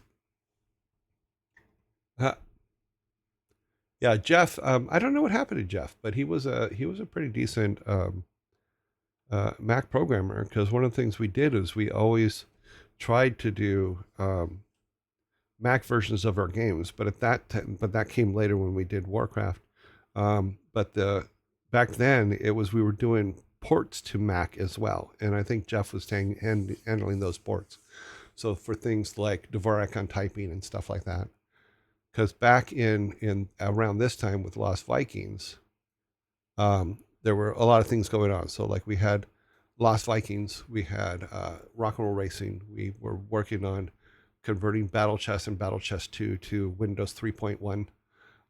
We had Lord of the Rings 2 for the Amiga we were working on. We had a game called Castles that we were porting over. We were working on Lexi Cross and Dvorak on typing. In fact, one of the first things I did after I finished the Cars for Rock and Roll Racing was I volunteered to work on the keyboard for Dvorak on typing. So I did the art changes from the DOS program to Windows 3.1. So all the art had to be converted and redrawn in some cases for that. And like Micro League Baseball, we worked on Shanghai 2, which was a Mahjong game, things like that. It was a lot of fun. But you learned a lot, because with every game experience, everything that you were working on, there were challenges that there weren't, as we were talking yesterday on last week, is there weren't tools for doing a lot of things that we were doing. So we would make up how to do them or figure out ways to do them, that because there was no tool to do it. Even when I was laying out like the stuff for Rock and Roll Racing and Lost Vikings, the levels and stuff like that, it was always a matter of we had to have we use a program called CED, which is a program that Mike Morheim wrote, which is the cell editor program, and you would literally have to place the 8x8 and the 16x16 artwork in a box, and then you have to label that box as to what it is. So if you look at the game we're playing now, everything has a coded number that goes with it. So if we're playing, let me grab where'd the controller go? Oh, there it is. Got the art book. So like the floor that they're standing on, everything they can stand on is, I believe, a number 4. We'll just say it's a number 4. I don't remember what all the exact numbers. Ladders were like a number 3, you know. So you would, for each of the 16 by 16 blocks, you'd have to label them with a number as to what they do or what they are. Another one is whether you can walk in front of them or behind them. So if you're in front of something, there was a number saying that you could be in front of it. If it wasn't, then you could mark it as something that you could go behind. So like when I was jumping up and down, you can go in front here. If it was a secret passage, you would go behind it because it would have a number correlated to things that are secret passages. And what that did was it took the level, and then the level then told the program how to assign all of the attributes for that particular cell. So if we were working on the, and then that would tell what the character in the game could do. So like if say ladders were marked as 11, then if he walks up to it, he would go into his climbing animation, because the program knows it's an 11. The only way he can interact with it is either walk past it or climb it. So it knows to turn on his climbing animation. So it's stuff like that. But everything in a level had to be set up that way. So we can walk in front of the mushroom because it's set up with a transparency, or not a transparency, but it's set up with a layering effect. But all those numbers had to be done, and every single 16 by 16 had to have an assigned number so that your guys wouldn't, like they said, wouldn't like fall through glitches and stuff like that. So if this was, if an uphill or a hill was labeled as a 12, then the program knows to move them as they're doing their animation, to move them up in height. But everything had to have it. And every now and then I would miss one and people would fall through, and then they would yell at me about it. But you can see here is where the red mushroom you walk in front of, the yellow mushroom you walk behind. So that would be the difference between it being set to a 0 or a 1. So yeah, it was a lot of fun. And then bubbles have their own as well. Everything has its own number, and that number just tells the program how to react to it and how to treat it.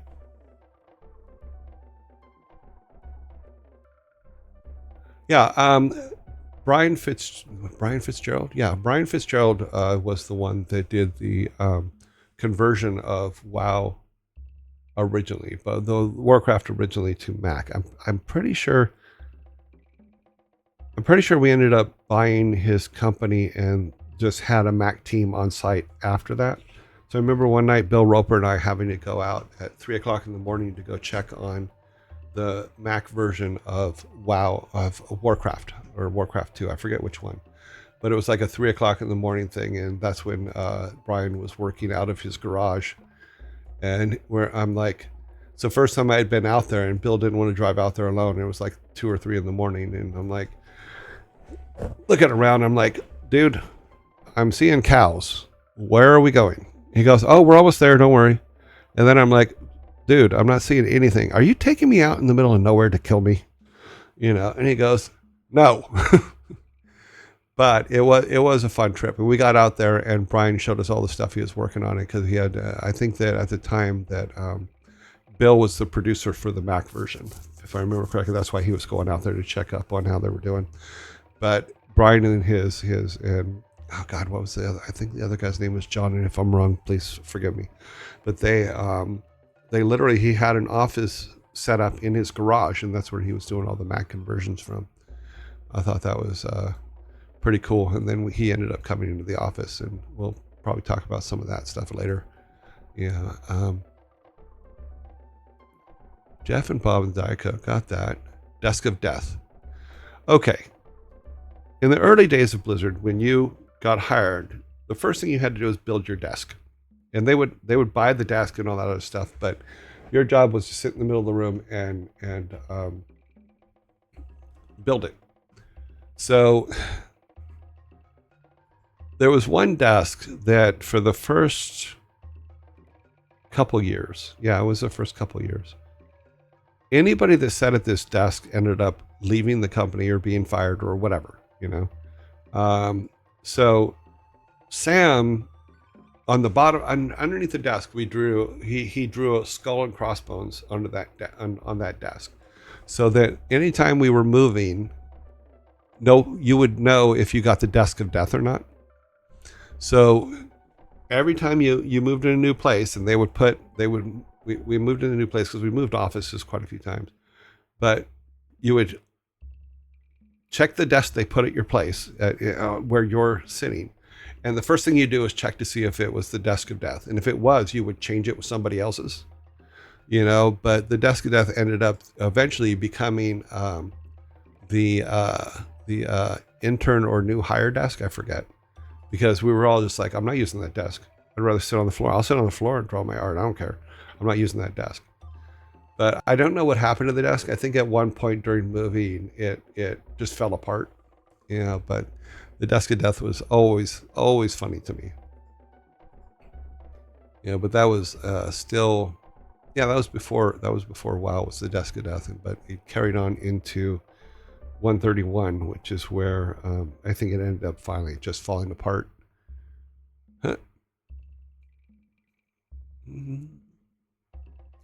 I also need to write. I'm going to write a letter to, or a note to Kevin Crook. Kevin is one of the legal people at Blizzard, because I want to ask a question as to a couple things that I want to be able to show, and to find out if I can or not. I don't, because I don't want to overstep any boundaries or do something stupid and have all this fall apart. But pretty much everything is, if it's not a picture that I took personally, then it's something that happened at Blizzard. In some cases, I don't remember where I got some things, but there's a couple things that I want to show that I think will help people better understand who I am, what I do, and stuff like that. But it also there's also other people from Blizzard in them and stuff like that, for different videos and stuff. And one of them I'd really like to show, and like I said, I don't know if I can, is the Inside the Gamer Studio video, which is just me being interviewed. Because I don't know if you guys remember, but there used to be, or if you're old enough to even remember, but there used to be a show on PBS called Inside the Actor Studio. So we got the idea of taking us guys that had been there 20 years or more and doing an Inside the Gamer Studio version where we talk about the different games we worked on and stuff like that. So you had to be at least 20 years at Blizzard, and then we'd set it up in the presentation room and then be interviewed. And I wanted to be able to show that interview, but I don't know if I'm allowed to. So I'm going to find out if I can. And yes, Inside the Actor Studio was great. But in my particular case, for my version of it, Kat Metzen was the interviewer, because she actually came from, I believe, DirecTV, and she was a broadcaster and did some of the first BlizzCons and stuff like that as a DirecTV broadcaster. She was really, really good. But she interviewed me, and I just don't know if I'm allowed to show that video or not. And I really want to, because I really like that video, you know, because I have certain rules about being interviewed, and one of them is don't talk to me, or don't tell me what any of the questions are, and don't talk to me for a month before we're doing whatever interview it is. And she did a really good job keeping with that, and I think that the interview turned out really, really good. And I think Thor was working there at the time, and I think he's in the audience, and I point him out at some point. And that's kind of when people started to realize that he's my son, where before that, we didn't really tell people that he was my son. Even when he got the job, they didn't know that he was my son. So that was really cool. Sam's mom knew the desk was not good and took care of it. That's highly possible. She watches out for him always.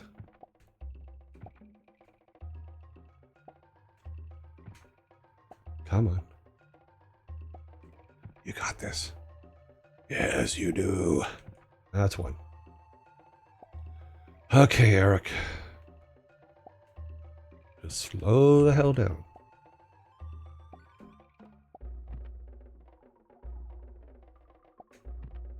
Made that one.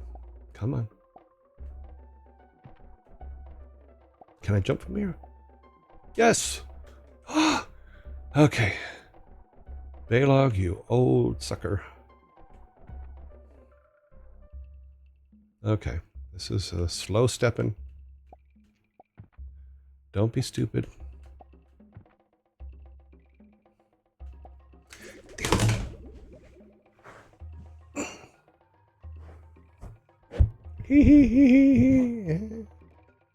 Yes, the inside the gamer studio thing was really, really good. I think we ended up doing 5 of them total, if I remember correctly. What year did I work at Jagex? I worked at Jagex from November in 2019 to March of this year, I think it was. Yeah, March of this year, somewhere on there. With the technical on and off dates, but haven't been in the office for a very, very long time. Would you be such a great Twitch? Odin would be such a great Twitch channel. Sure, for someone.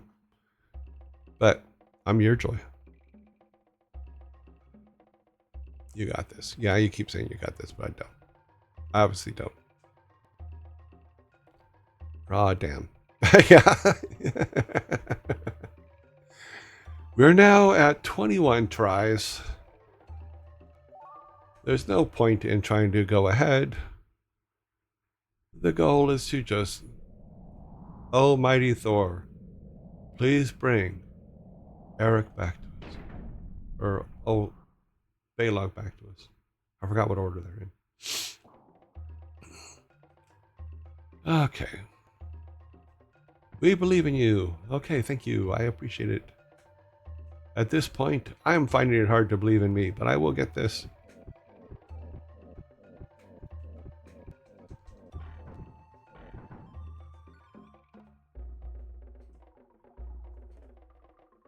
First time chat. Hello, first time chat. How are you?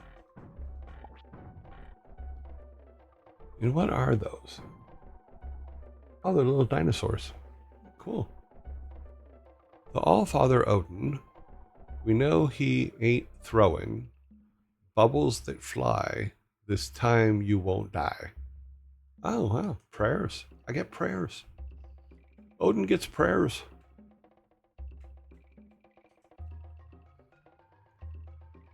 The funny thing is, I'm probably going to have to go practice this level a couple times. I should probably... I've been trying not to, like, play when I'm not on the stream. I think this is probably one that I probably should. Well, only one person can jump while I'm on the bubbles, and that's Eric, which he just did a minute ago, in the last time we were running through. So, but Baylog cannot jump. Olaf can glide, which is how we're getting him across, because he can glide between bubbles and stuff like that. The problem is getting Eric on a bubble is a little bit difficult because he doesn't walk, he runs. So even his takeoff, you overshoot the bubble sometimes. And that's where part of our problems have been. But yes, Eric can jump while on the bubbles. Before it starts like pulsating, he can jump. After it starts pulsating, I believe that the floor falls out of it and he can't jump. Let's get Olaf over.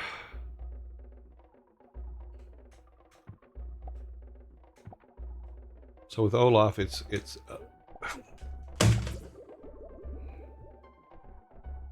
I just can't talk while I'm doing this. But no, Olaf, only one character can jump. So that makes it difficult for the bubbles. I think we're at 23 attempts at this time. Oh, bring Olaf back to us. Thank you. Let's see if there's... I don't think we have any more smart-ass sayings about it. I think that 15 or 20 was the final one where the game just goes, you're not going to do this. One Olaf coming up. Thank you, Thor. You got this, your joy. Take a deep breath. Focus. Ignore chat for a bit. And knock it out. 'Cause you believe in me. I still don't know what you see. There's some bubbles that are a pain in the ass, and I won't last. This part's all pretty straightforward. Yep. Nope. You need to run up the hill. Run up the hill. Thank you. Up.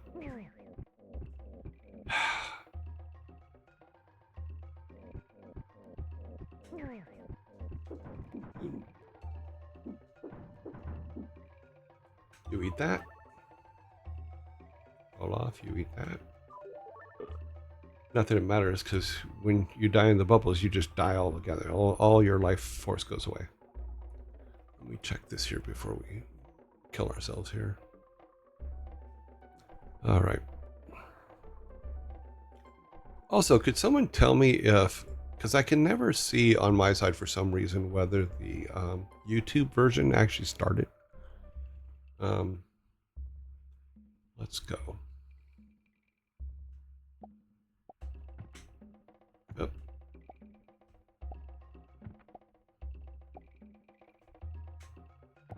Damn it.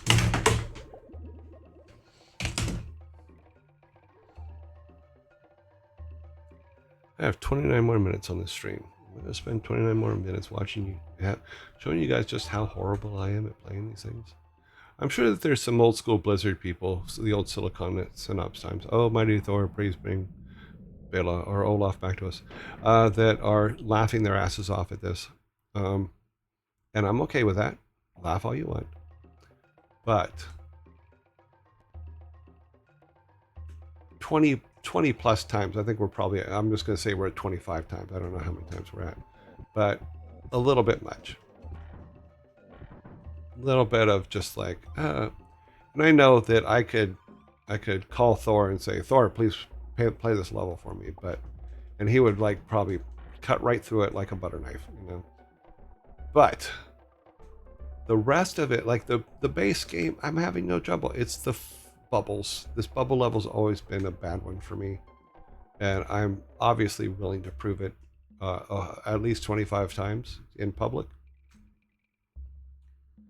So, forgive an old man. Okay, Olaf. Let's see if we can not kill you this time.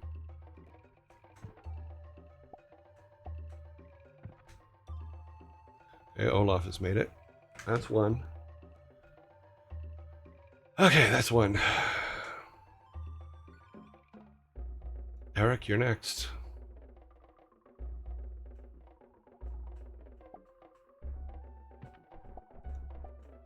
Just gotta inch him over. God damn it.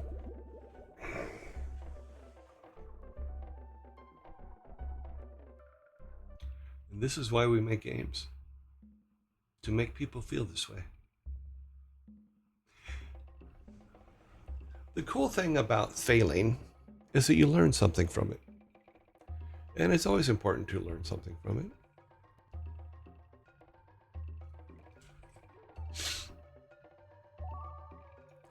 But that's the like we were talking about earlier, is each of the three Vikings is so unique. Oh, Mighty Thor, please bring Eric back to us. Every one of the way they play, the way they feel, how they move, all that stuff, is each of them is 100% unique from one another. And that was always fun. You know, but I will say this, and you know, I was talking about this the other day about how hard games were then to where they are now. When we get through this game or this level, I'm going to be very proud of myself, even though it's taking me, we're now at 26 tries. You know, so anybody, like I said, anybody watching from old school Blizzard is probably laughing their ass off. But then I will say this. I challenge them to get a recorder, get Lost Vikings out, and play this level. Because this is not an easy level. I don't care what you say. I don't care how good you are. This is not easy.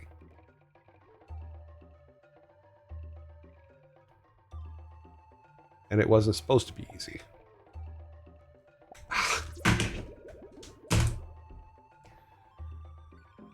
Hello and welcome to tonight's broadcast. From this moment on, the next thing you will see is your lovable narrator punching himself in the head over and over and over again. It is not without merit.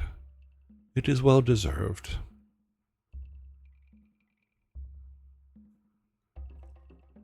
Ah. Oh my, my, my.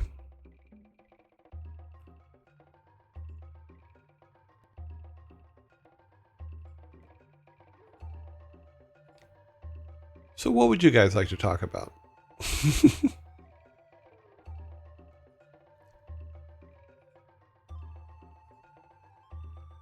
Thor said to say, "Oh, I'm sorry." Why? He's the one that keeps bringing him back to life. I'm the one that keeps killing him.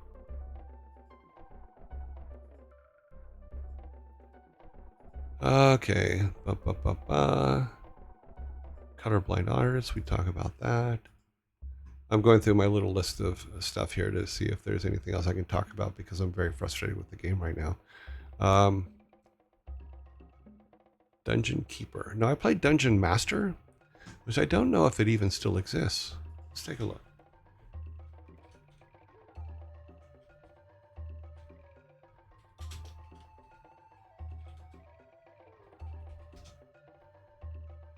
Oh, yeah, this was it. Oh, my God.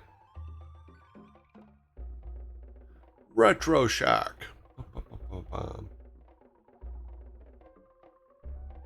When I say it's fake 3D, it's because of the way it was set up. Yes. Let's see if we can get Dungeon Master game. Let's go to images. Let's go to our screen cap one. I think this one still works. Does it still work? No, it does. Oh, it does. So let's turn this off. So this was Dungeon Master way back in the beginning of time. And the one that I played was the not the Super Nintendo version, but the Commodore 64 version. And it literally was just going in, like killing the eye of the beholder down here at the bottom. They're showing there were a bunch of like mushroom creatures, things like that. These are the mushroom guys or the tree guys. And that was the game. But you would push the key forward and you just go forward one block. But it wasn't actual 3D, but it was really cool the way they set it up to where it looked like 3D. Yeah, but that was Dungeon Master. So, way back in the beginning of time. Let's see what else. Some of the props that were in the Irvine studio when I went in to be interviewed. Oh, you went and interviewed. Cool. Which you say in the Irvine office? Which one? Because we were at 131 at one point over behind UCI. Then we moved to campus, which was we switched places with another company. Took over that. I almost joined Blizzard in 1999 as I was getting out of the service and doing game art design at the time. Oh, cool. This is Blair's the Grayish. Is that how you pronounce it? If I pronounce names wrong, so please forgive me.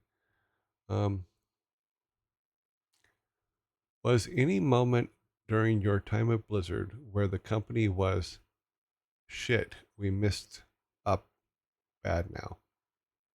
Not that I'm aware of. I mean, yeah, there's little things that just go wrong, but nothing that we just like, oh my god, we're all gonna die. Okay, it was 131. Yeah, 131. I like that building, but there was we at one point it was yeah, I like that building because there was a lot of things happening in that building. Because I was when we first moved in, I was the cinematic editor, and I did all the editing for all the the um, the trailers and the in-game pre-rendered cinematic stuff and all that. I was the editor for all that stuff, and then also got it ready for in-game and that. And then in after Warcraft 3, I left that department and started the DVD and video production team, which is where I went and had an idea to use more in-game stuff for trailers and things like that. And I do have a list of trailers that we'll be going through probably later that show different aspects of when things. I will cover one thing real quick. In fact, let me see if I can pull this up real quick. One of the things that I talked about the other day was when I replaced the boats in Warcraft 2's intro,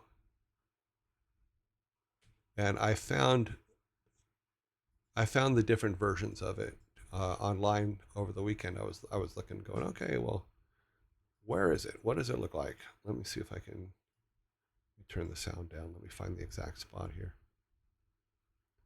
and then I can. Okay, so this is the original. Can I do it? I'll do it that way. Okay. So, let's see if screen cap. So this is the original. So we'll play through it. Huh. Oh, I didn't realize it was the French version. So you can see this was our big armada of boats that was coming in, you know.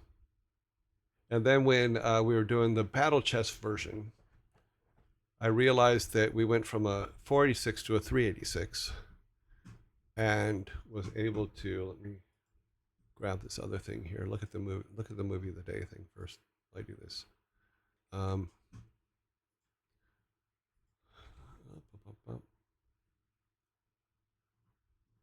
and we go to, all right, where's it at?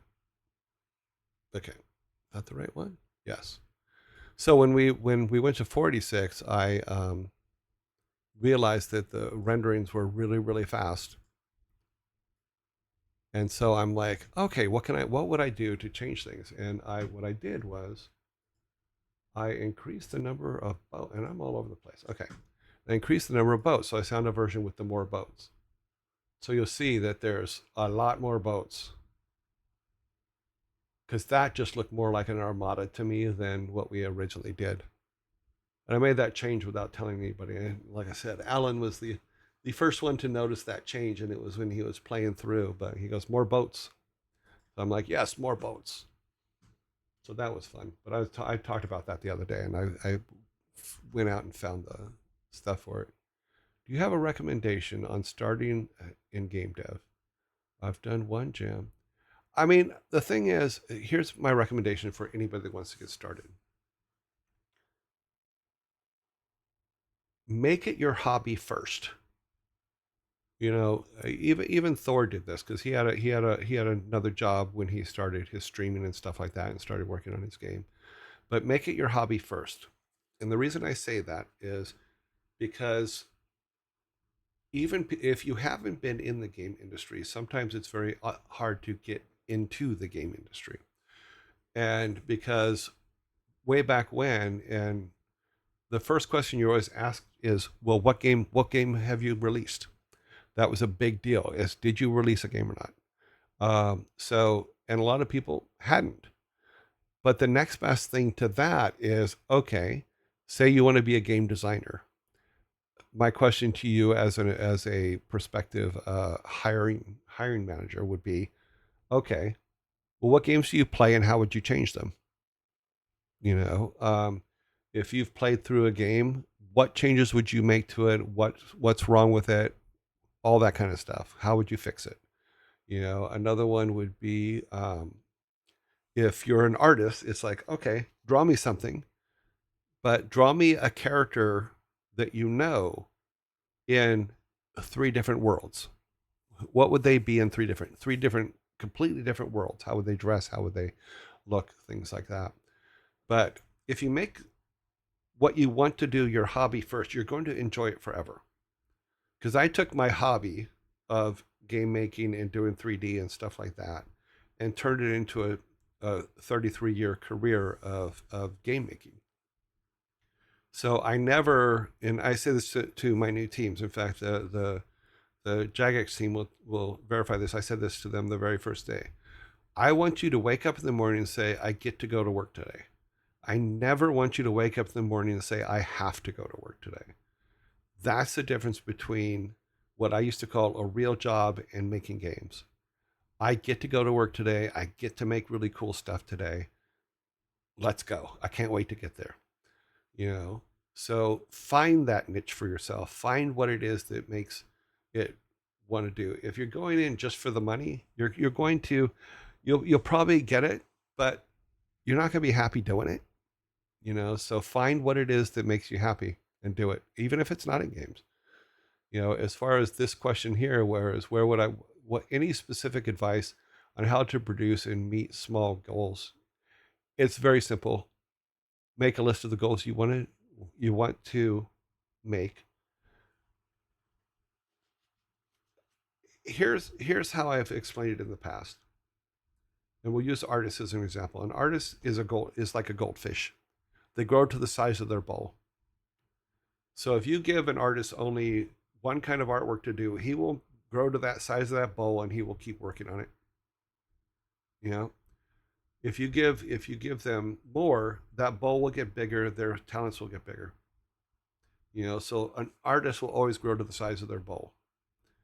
For production, the first thing I always tell everybody, pick up a piece of paper and start designing what the world you want to meet and what world you want to create, what characters you need, all that kind of stuff. Bounce it off friends and stuff like that without, unfortunately, these days, without giving them everything that you're trying to do. But play off some things. The problem with most game companies right now is they like to design in darkness where nobody knows what's going on. I can't tell you what's going on. You know, I'm the opposite. And one day I'll do my presentation in regards to my theories on game development and stuff like that. I have the one and only PowerPoint presentation you'll probably ever see from me because I'm not a PowerPoint person in any way, shape, or form. But just keep doing it. Keep trying. Something fails, great. What did you learn from it? And I said the other day, even if it fails, don't throw it away. Always keep it. Keep everything that you do. You know, whether it's a digital version or paper versions, get one of those little boxes for files and just say, okay, here's different ideas that I drew up over the years. Keep them. Keep everything. You know, because you never know what's going to happen next year or the year after or even 2 months from now, and you can go back to that as a storehouse of ideas that you've had over years. But yes, any specific advice on how to produce and meet small goals instead of getting lost in the weeds? Yes, just start one place at a time. One of the books that I put up there was the Archetypes book, where you can go and say, okay, I'm going to work on this particular character in this particular way, and then you can go and write out the full arc for that character, just small. Okay, one character done. Okay, what's the next character? You know, another way is, okay, I'm going to go and work on everything in this world. Is there in this world is your character lives in a small hut.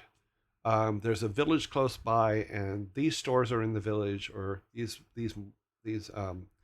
marketing people are in the village. You know, he has what things does he grow? What things does he have to buy in the village? What interactions are in the village? You know, how do each of the villagers react to them? You just go one at a time and start putting it together. Yeah.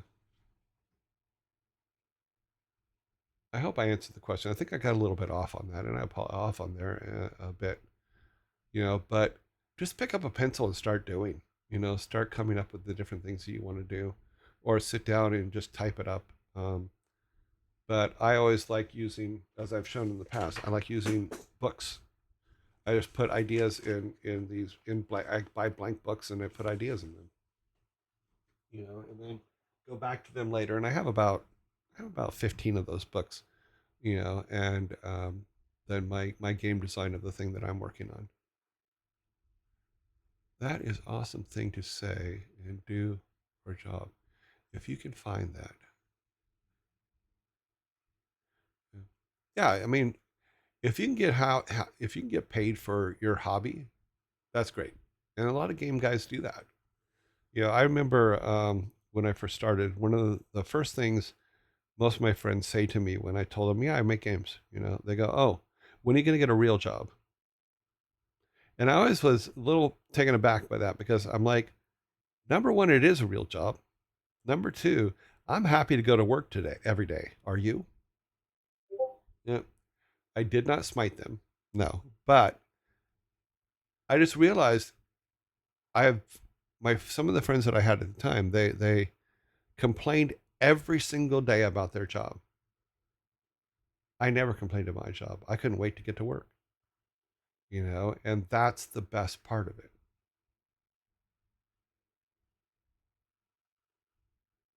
Well, in the beginning, yes, you get paid to have fun, but it is work. I mean, I will never tell you that making games is easy. What I will tell you is it's yes, misery loves company sometimes. And anybody that's ever dealt with a game crunch time will tell you misery is absolute death, and but you are doing it as a group, a team. It's a team effort. And some of the best things come out of those 3 o'clock in the mornings. What the hell are we doing sessions? So I hate that statement. My family does not think that being in the military or working on music, art, games, government are not real jobs unless you work in the hospital or get. Yeah, my mom didn't get it either. She basically goes, "What the hell are you? Why are you ruining your life going into games?" But it worked out. We did not make it past the bubbles today. In all honesty, I have 8 minutes left, and I don't think I'm going to be able to do it. Is this will be the first time that I will go and practice a level off camera because we tried. I think the last count was about 27 times. So unless you get dirty every day, what do you think happens in the military? Yeah, I mean, all of the jobs that you listed there are real jobs. Working on music, that's a real job. I know I've met some of the best composers in the business. In fact, Russell Brower is amazing, and I've known him forever. But it is not like he just sits down and it all happens. It's hard work, and him and Jason Hayes and all of them, they're fantastic. Also, oh my God, my brain went blank. But there's amazing composers and amazing artists and amazing music people out there, but they earn every dime of their money. So do game makers. We artists, programmers, all that stuff. All of us earn every dime of our money, and it does not. It does not just happen, And it's fun. It literally is fun. The struggle is fun. The figuring things out is fun, and I can never take that away or say to anybody, "Don't do this." I will say every single time, "Yes, jump in, try it." What ideas do you have? Let's hash those out. Do one of Thor's game jams. It's come on in. The water's fine. One of the times listening to you, you have a lot of interesting stories. Yes, I do. Cannot wait to hear more. Oh, there's plenty. When we get to some of the later ones, it's funny. Another thing, and I'll ask you guys this, is the way my book's laid out is the first 8 chapters are my early life and where I came from and all that stuff. And I'm not sure if we want to cover that because it can get quite dark on the stream. So I just jumped ahead to where I started at Blizzard and stuff like that, and we'll cover a lot of the other things from that point on of when I came into Blizzard, or as opposed to all the days I was a plumber and my early childhood and being blind and all that stuff. So let me know if you want to hear those stories because we can pepper those in, and they may not be. I don't think it'd be a good idea to just cover them all in one sweep because it gets rather dark, and you might kind of go, "Oh my God, why is this person not out there dextering everybody?" It's some of it gets pretty bad, but good for a book, not good, probably not good for a live stream. Do you think there is still love for games in major game studios? There is still love. There's a big difference between the people in the big offices with suits and all that stuff and the people on the floor making the game. And that separation is quite vast. As far as indies, Silicon Synapse was an indie at one point, and we became Blizzard Entertainment. Things do change with success. So that's one thing I like about what Thor's doing is he's controlling this success to where it's not completely going taking everything. It's like, okay, how much success can I handle, and what do I need to handle it? As opposed to, oh my God, success is coming, don't know how to handle it. Let's find someone that can handle it for us and things like that. It's better for you to learn how to do it than to leave it for what I call the corporate people that come in. Because to me, that was one of the things that kind of ruined things is when corporate people started coming into positions of importance because the company had grown so fast that we couldn't it couldn't be controlled anymore. And then they changed the way people think about things. Another one is, and a lot of companies do this, is they start going about matrix as opposed to or metrics as opposed to what you feel is right for the game or things like that.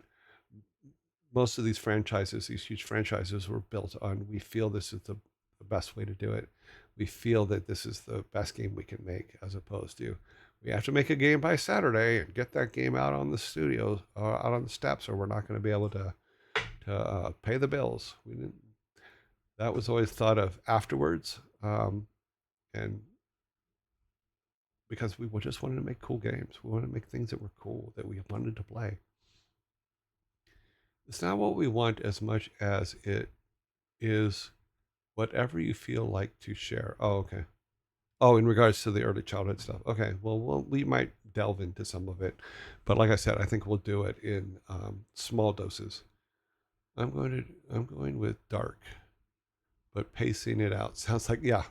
Okay. I really like you, your joy. Would probably sit down and have fun talking with you. Yeah, I I'm much better. This whole thing about interacting with text is completely new to me. I'm much better in person. I'm much more entertaining in person.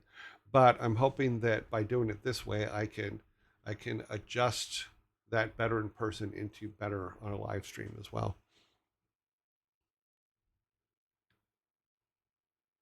Okay, Mike once stopped by my PC, watched me do 12 tickets at a time, and watched StarCraft 2 tournaments on the other screen.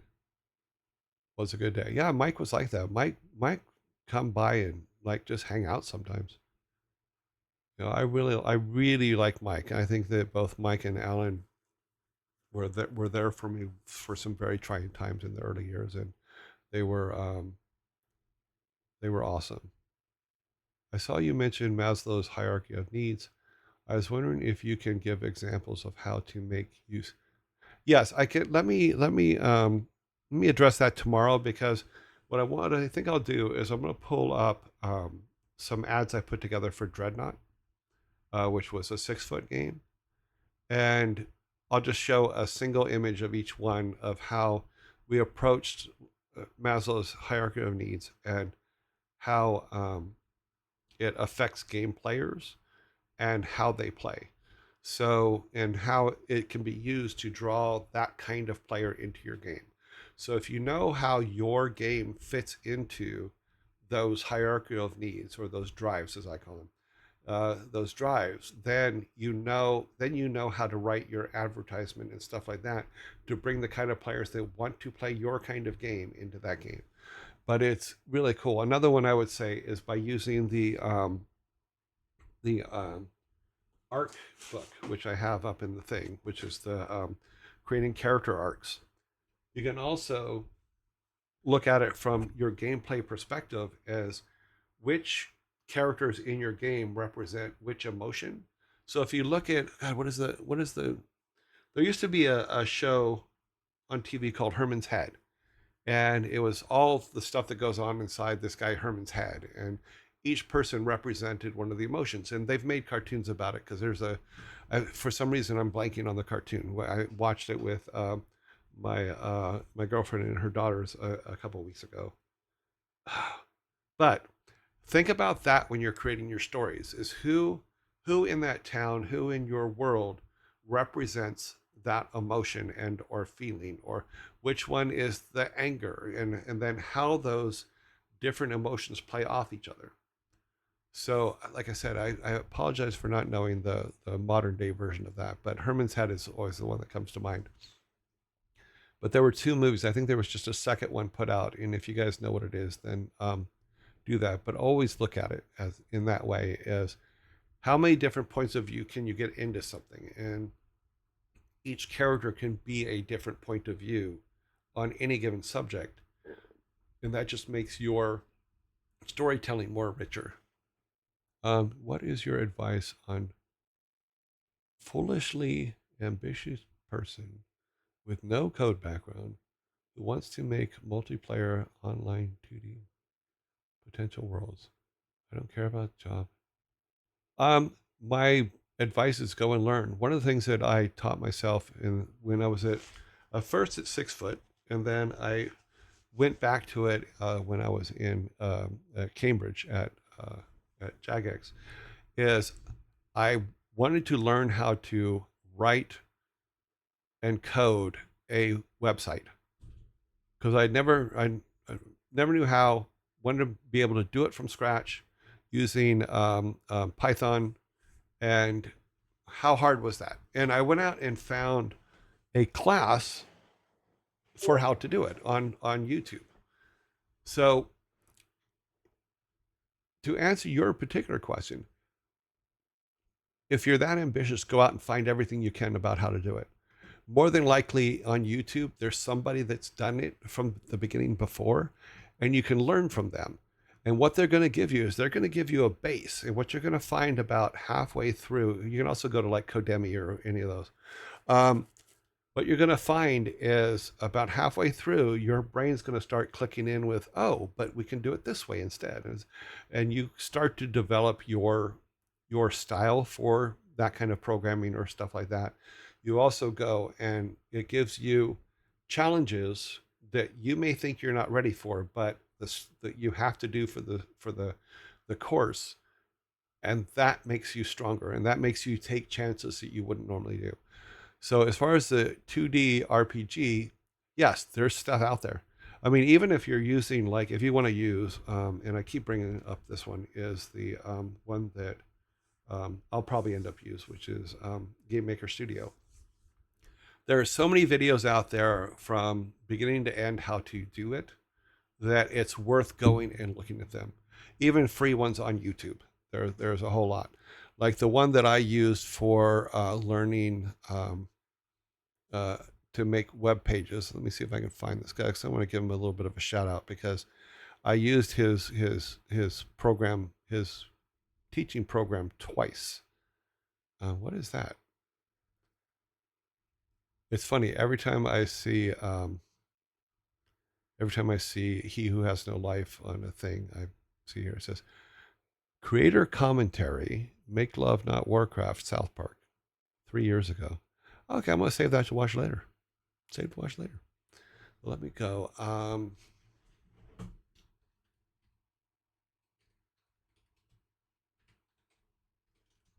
See if I can find this guy real quick.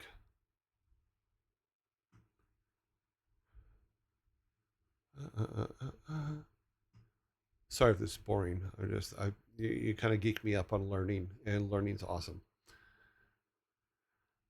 But to your point, look, get out, learn everything you can.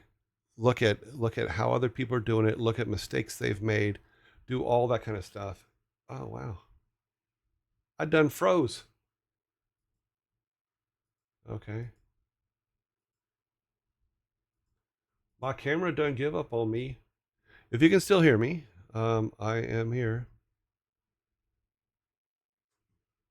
Uh, it looks like I have been. My camera has frozen. Not sure if I can fix it. Let me see what I can do. It says we're still recording. That camera's still working. Is there a way to? I don't know if I can exit and come back in. Let's go with camera, main camera.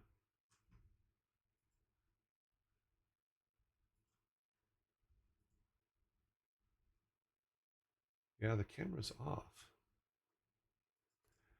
I guess my camera has its own time dilation. Let's change that and then go back to this.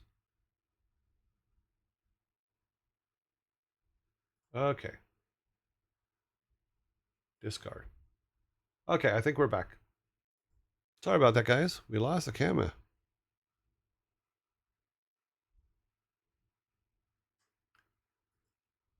Okay. What I'll do is I'll find that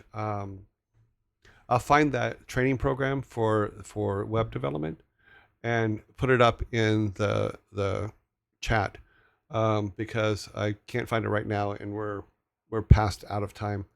I thank you guys all for like hanging out with me today. I'm sorry I didn't get through this level. Also, I'm sorry if YouTube didn't work again. If it didn't, I will be copying today's program up as soon as we're done here. Okay, so you could hear me, just the camera froze. Okay, I, but now I know how to fix the camera should it freeze again next time. All right, guys, be sure to go back to the survey and see if there's anything else you guys want to add to it. We're gonna make a call on Friday as to what the top 5 are, and then just have it up next weekend for the final thing. So we're all doing good, you know. But yes, go out and learn new things today. Learn something new every single day. It's the best way to do things. Like today, I've learned that I can't finish this level in 27 tries. I also learned that when my camera stops on OBS, that I can actually bring it up. Yeah, you have to scroll way up for the poll. I don't know how to make them to. Maybe I'll put them in.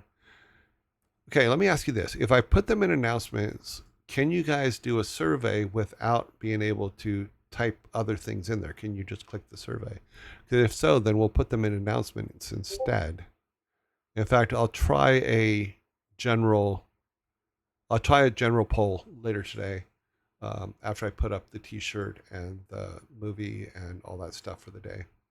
Once again, the movie of the day was Time After Time, the 1979 version, not the 2017 version. And the shirt of the day is, or what if, and hear me out. No. So you guys all have a great day, and we will be back in, let's put the timer up. We'll be back in. Survey has 21 hours, 20 minutes, and 50 seconds. Bye, guys. Have a great day. Talk to you all soon.